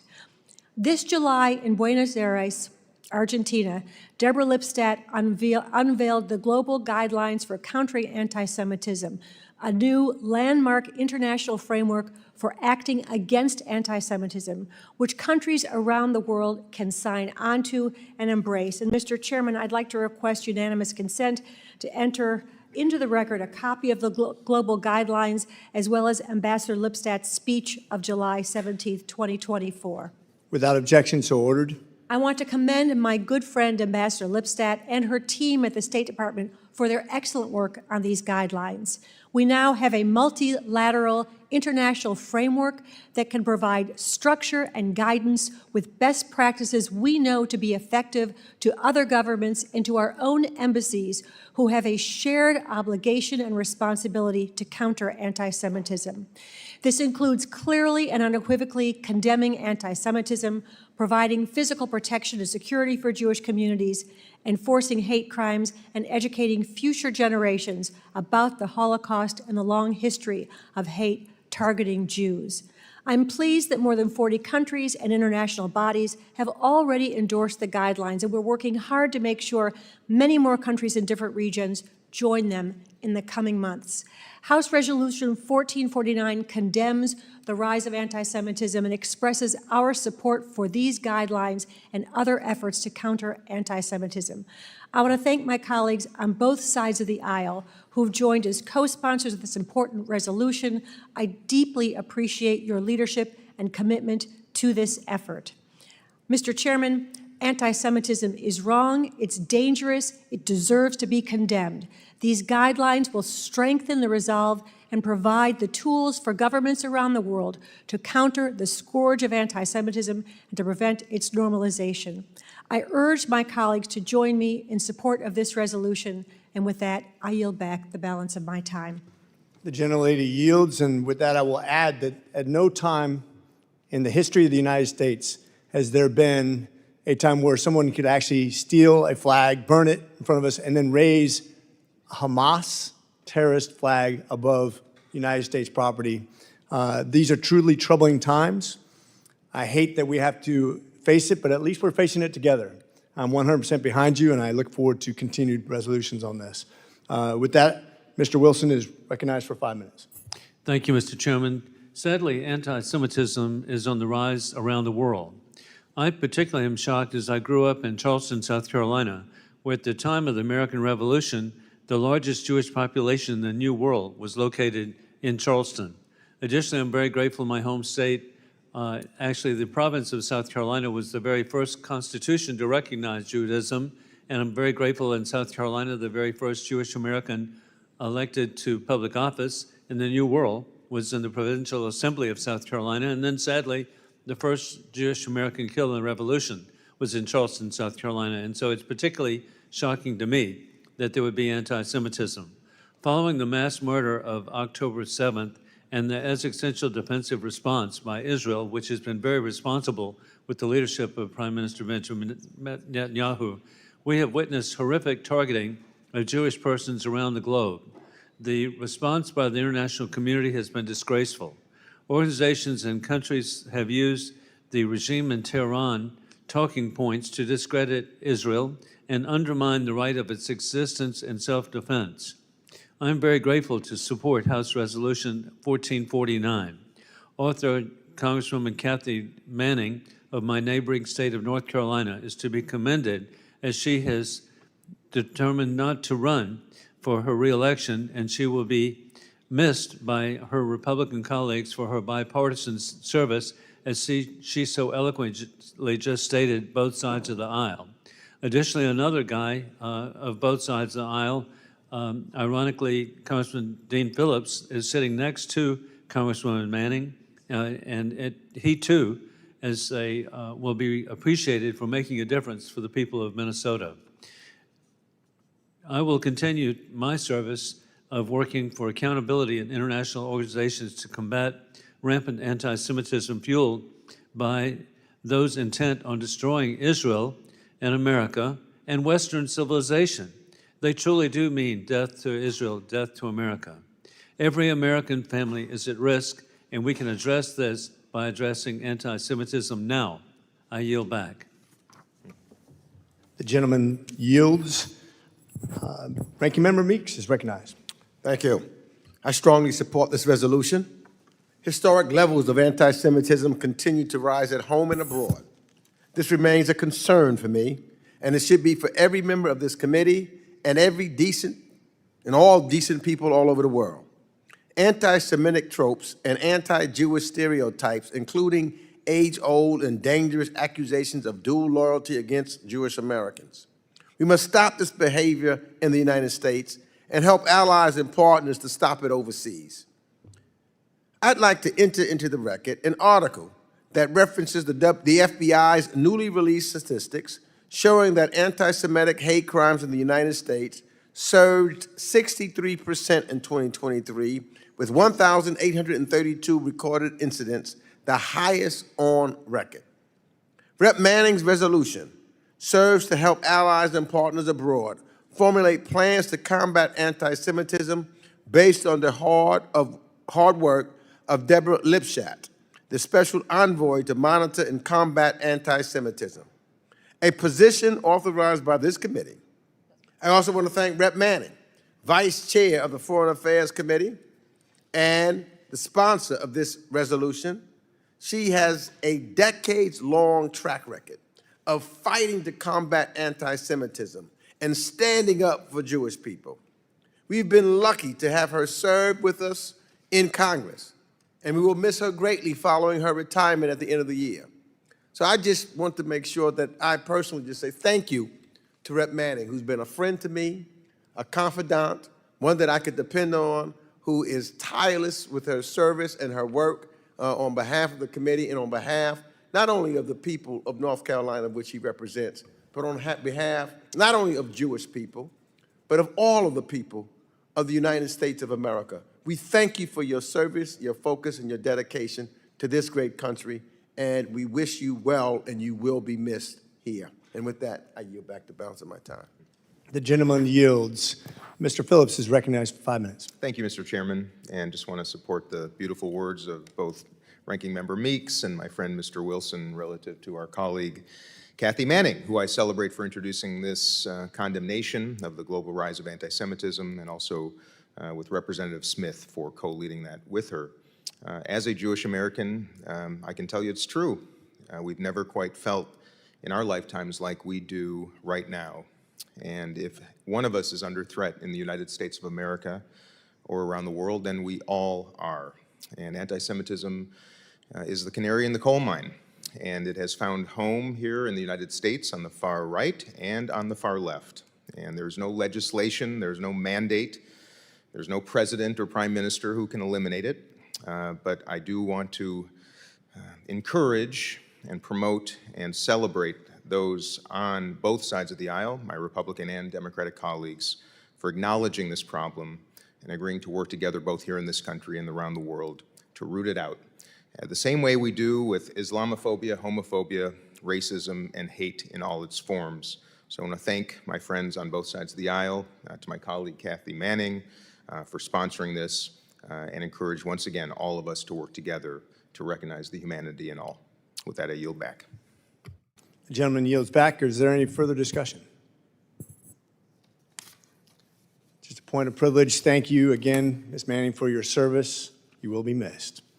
There being no further discussion of the resolution, the committee will move to consideration of the amendments. Does any member wish to offer an amendment?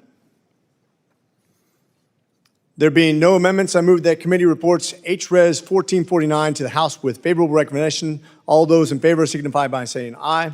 Aye. All those opposed signify by saying no. In the opinion of the chair, the ayes have it, and the motion is agreed to.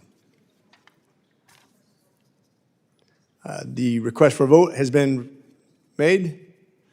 A roll call has been requested. Pursuant to the chair's previous announcement, the vote will be postponed. The committee will recess for votes on the floor. We will reconvene after votes.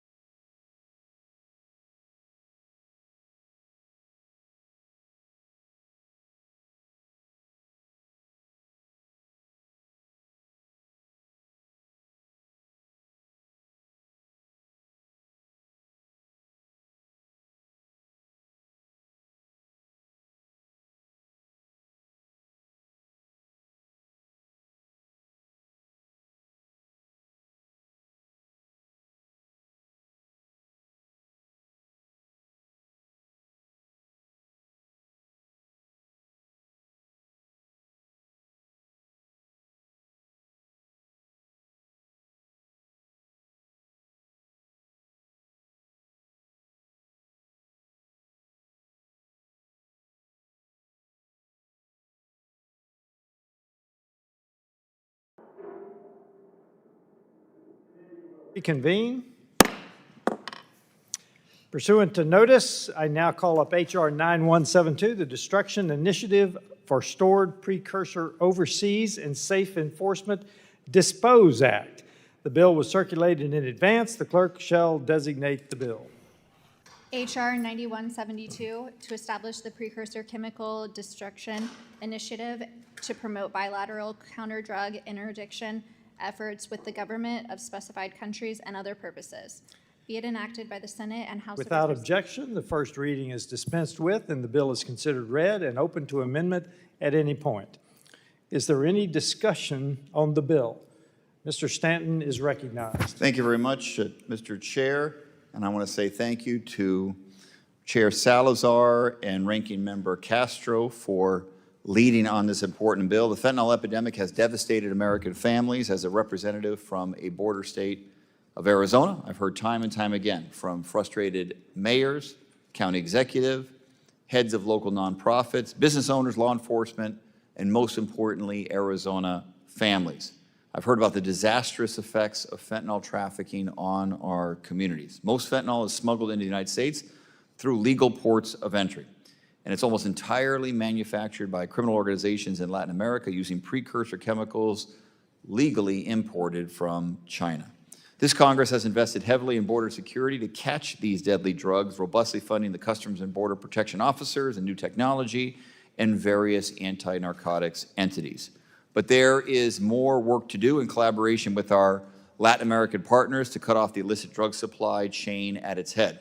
The Destruction Initiative for Stored Precursor Overseas and Safe Enforcement, or DISPOSE Act, will create fentanyl and precursor chemical destruction facilities in Mexico, Colombia, and Peru, 3 critical drug trafficking choke points, and build upon existing narcotics initiatives, stopping these deadly drugs well before they reach our southern border. It is a straightforward, bipartisan, bicameral bill that requires the State Department to carry out a precursor chemical destruction initiative to, number 1, improve the rate of seizures and destruction of these base ingredients, number 2, dispose of seized chemicals in an environmentally safe way, and number 3, ensure that seized chemicals are not reintroduced into the illicit drug pipeline. By destroying fentanyl and precursor chemicals, we target a major financial source for cartels that continue to endanger American lives and American national security. I urge my colleagues to vote yes on H.R. 9172, and I yield back. The gentleman yields back. Is there any further discussion? Seeing none, there being no further discussion on the bill, the committee will move to consideration of amendments. Does any member wish to offer an amendment? There being no amendments, I move that the committee report H.R. 9172 to the House with a favorable recommendation. All those in favor signify by saying aye. Aye. All those opposed signify by saying no. In the opinion of the chair, the ayes have it and the motion is agreed to. Without objection, the motion to reconsider is laid on the table and the staff is authorized to make any technical and conforming changes. Pursuant to notice, I now call up HRES 1435, raising concern about the proposed constitutional reforms in Mexico. The resolution was circulated in advance. The clerk shall designate the resolution. HRES 1435, raising concern about the proposed constitutional reforms in Mexico, whereas the United States... Without objection, the first reading is dispensed with and the resolution is considered read and open to amendment at any point. Without objection, the Stanton Amendment, in the nature of a substitute circulated to members in advance, shall be considered as read and will be treated as original text for purposes of amendment. Is there any discussion on the resolution? Mr. Stanton is recognized for 5 minutes. Thank you very much, Mr. Chair, and thank you to Chair Salazar for her partnership on this important resolution. The U.S.-Mexico relationship is one of the world's most economically significant, and improving the trade relationship between the two countries has been a focus of my public service career, first on City Council, then as mayor, and now as a member of the House of Representatives. Mexico has been my home state of Arizona's #1 trading partner for decades, and this past year, Mexico surpassed China as the #1 trading partner for the entire United States. Our two countries exchanged nearly $1 trillion in goods and services last year alone, supporting 5 million American jobs. But as tensions with China increase, Mexico is ripe for nearshoring opportunities, particularly those supporting the semiconductor industry that stand to reshape Mexico's economy. This is the moment where the trade relationship between the United States and Mexico should be growing exponentially. But instead, outgoing Mexican President López Obrador is pushing through constitutional reforms mere days before President-elect Sheinbaum takes office that changes that risk the future of this critical relationship to the detriment of both of our countries. The slate of proposed constitutional reforms will harm the independence of the Mexican judiciary, weaken Mexico's regulatory apparatus, degrade its investment potential in the eyes of the international business community, and undermine the country's ability to fulfill international commitments, including the U.S.-Mexico-Canada agreement. I find 4 of these proposed reforms especially concerning. First, that would completely eliminate 7 autonomous agencies that oversee Mexico's energy and hydrocarbon industries, telecommunications, social development and education policy, and the enforcement of antitrust and transparency laws. Not only would eliminating these agencies remove essential checks on presidential power, they directly conflict with Mexico's commitments under the USMCA, limiting market access, competition, and state-owned enterprises. The second would give Mexico's state-owned electric utility primacy over any private investment, undermining U.S. and Canadian economic interests and any energy we produce in favor of Mexico's energy companies. This directly conflicts with the USMCA clause that prevents countries from rolling back free market measures. The third would ban genetically modified corn. This conflicts with the USMCA market access requirements and violates sanitation and inspection requirements. Such a ban could also lead to the loss of thousands of U.S. agricultural jobs, as Mexico is one of the U.S. largest agricultural export markets. And finally, the slate of judicial reforms. These changes, which were rushed through the Mexican Congress and became law just on September 15th, transform the Mexican judiciary by mandating that all federal judges, from the local level up to the Supreme Court, be directly elected as soon as next year. They also drastically lower the minimum threshold for the competence of judges. American government and business leaders, the American public, are paying close attention. Electing judges leaves the entire judicial process vulnerable to political influence and donor interests, and critically, this change will create backlogs in settling our trade disputes. Many disagreements must first go through Mexico's domestic court system with its new, possibly inexperienced judges before seeking arbitration under the USMCA. I've heard directly from business leaders, some of who have indicated that this change will threaten future investment in Mexico. At a time when our two nations should be working so closely together to tap into the potential of nearshoring, these reforms erode legal certainty, a risky prospect for business already operating and those considering expanding their operations in Mexico. The decision is ultimately up to the Mexican people and their democratic sovereign government. But the impact of these proposed reforms is far-reaching. As a representative from a border state and as an advocate, a longtime advocate for closer economic ties between the United States and Mexico, I believe it is our duty to work towards solutions that support growth and prosperity for both the Mexican and the American people. So I urge my colleagues to vote yes on this resolution. And again, I want to thank Chair Salazar for her partnership in this important effort. And with that, Mr. Chair, I yield back. The gentleman yields back. The gentleman yields back. Is there any further discussion? Mr. Mast, you are recognized for 5 minutes. Thank you, Chairman. And I want to start by thanking Chair Salazar for her statement, her resolution 1435, raising concerns about the proposed constitutional reforms in Mexico. And as we're speaking about this, I want to take the opportunity to give a warning to the outgoing president of Mexico that America is watching, and future leadership in Mexico, that America is watching what you're doing right now and has been paying attention. I want to bring to light something specific that's taken place. In 2022, Mexico sent in their military to shut down a materials mining operation and deep water port in Mexico owned by an American company called Vulcan Materials.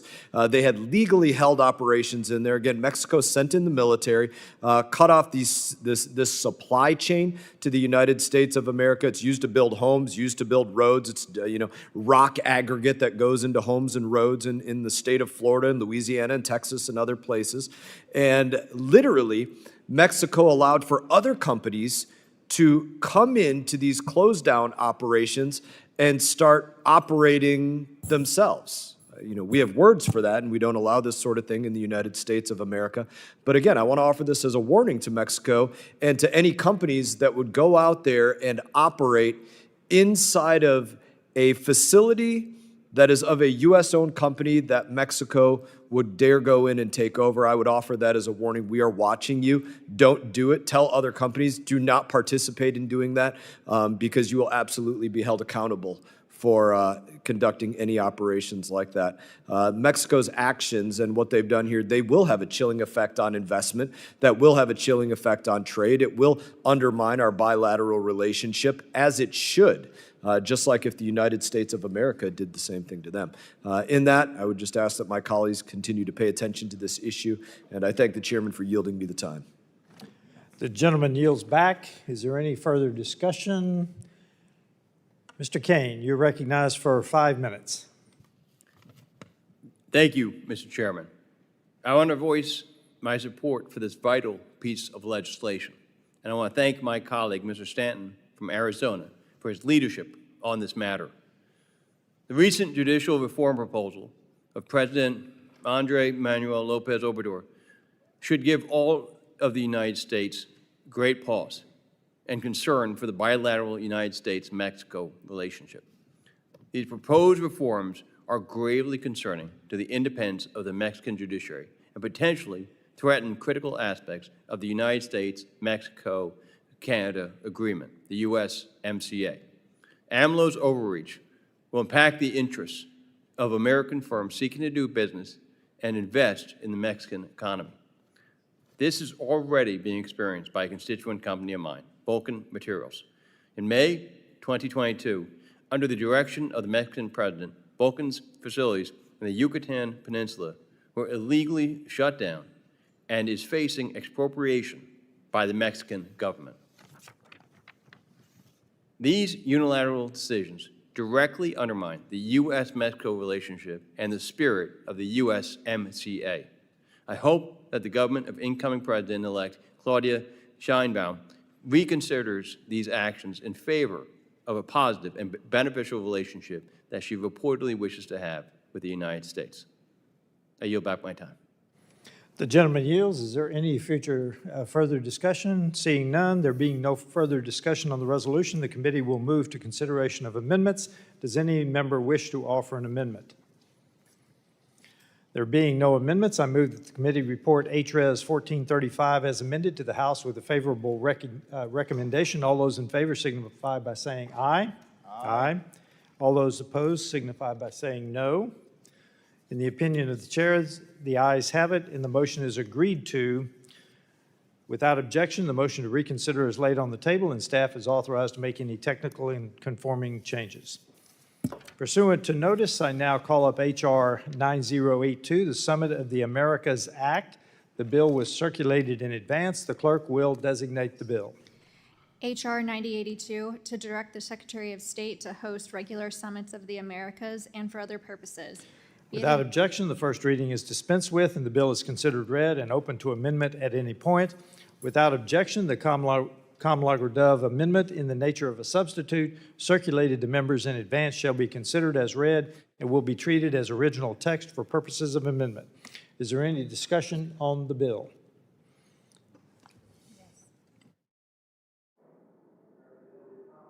Representative Kamlager-Dove is recognized for 5 minutes.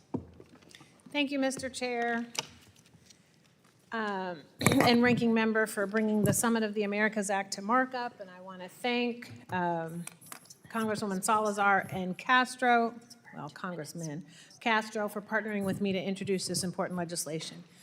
There are 48 countries in the Western Hemisphere, and each one of them is critical to promoting shared prosperity in our region. Yet our own neighborhood is often the one we neglect the most. Luckily, the Summit of the Americas, which convenes every 3 years in cities across the region, provides an opportunity to give these relationships their due. The last summit meeting in Los Angeles in 2022 brought together heads of state, members of Congress, business leaders, civil society organizations, and young people. It created space to make new connections and infuse fresh energy into our shared goals. My bill institutionalizes the Summit of the Americas process and shows our partners that the United States is committed to consistent engagement with Latin America and the Caribbean. This bill would also ensure that we are reliably implementing summit outcomes. The summit cannot just mean a repackaging of existing initiatives or empty rhetoric with no follow-through. It should be a strategic opportunity to meaningfully enhance cooperation with our partners and advance shared hemispheric priorities. Finally, this bill institutionalizes the Cities Summit of the Americas as part of the Summit of the Americas process. The Cities Summit is a new and high-value component of our regional diplomacy that convenes city and state leaders to discuss the best practices on the issues facing their local constituencies. These exchanges highlight the shared challenges and opportunities we face as a region and reinforce the simple truth that our destinies are linked. It also positions the United States to provide the very expertise and solutions that can make us a genuinely constructive and indispensable actor in the region.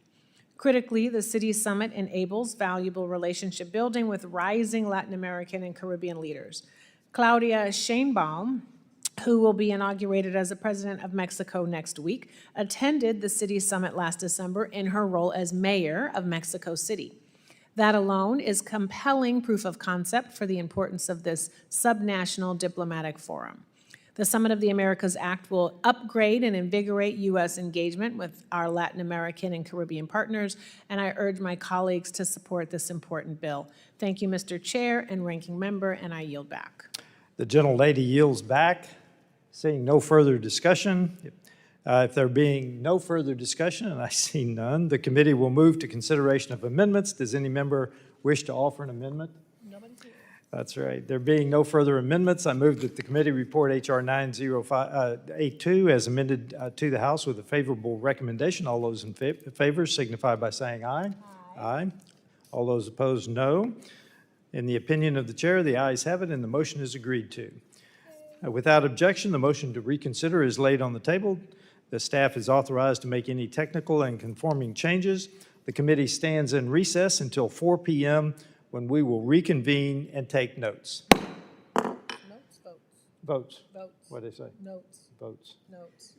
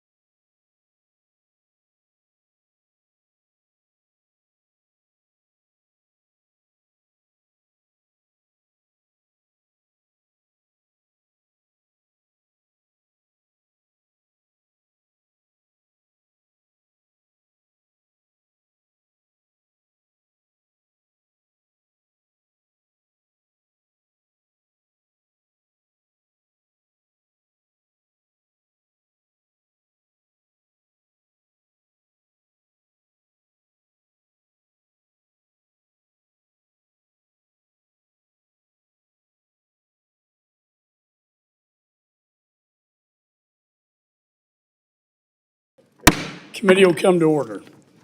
Committee postponed further proceedings on the roll call vote on amendment number 1 offered by Representative Meeks to the report recommending that the House of Representatives find Antony Blinken, Secretary of U.S. Department of State, in contempt of Congress for refusal to comply with the subpoena duly issued by the Committee on Foreign Affairs, on which the noes have prevailed by voice vote.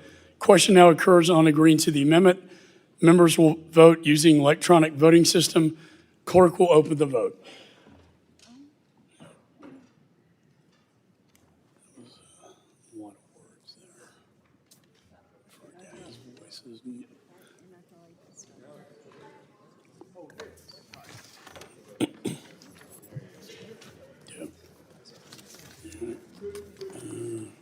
Okay.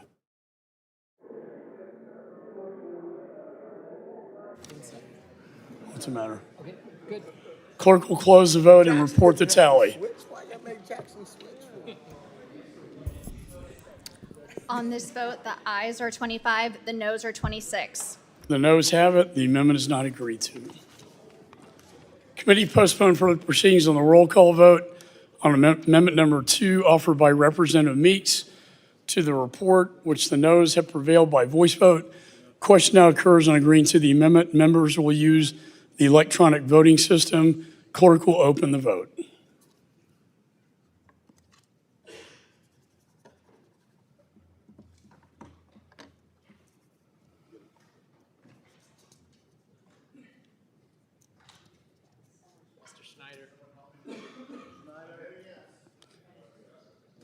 Have all members voted?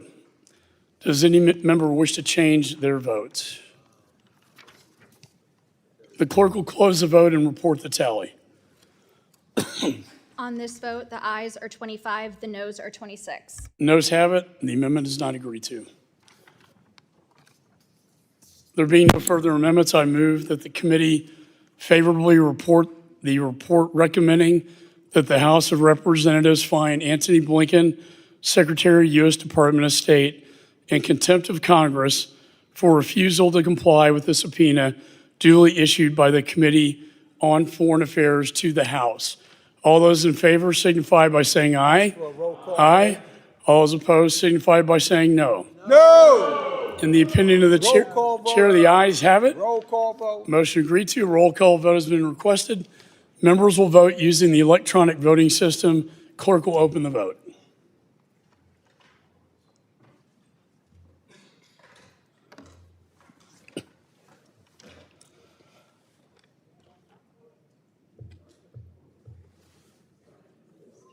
Waller.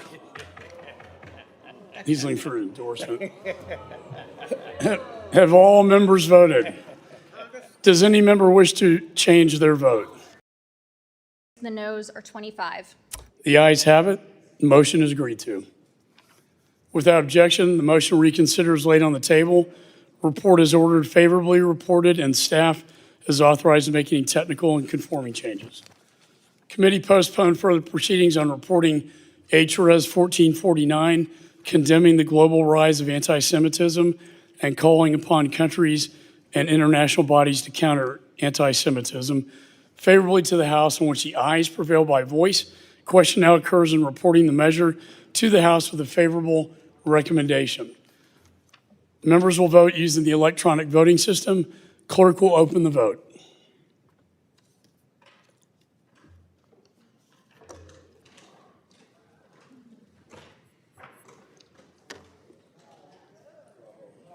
Keith Self.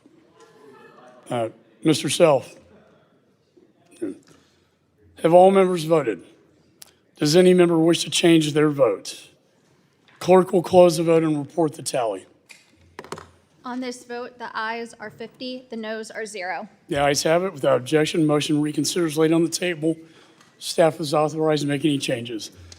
This concludes consideration of the measures noticed by the committee today. I want to thank all the members. The committee stands adjourned.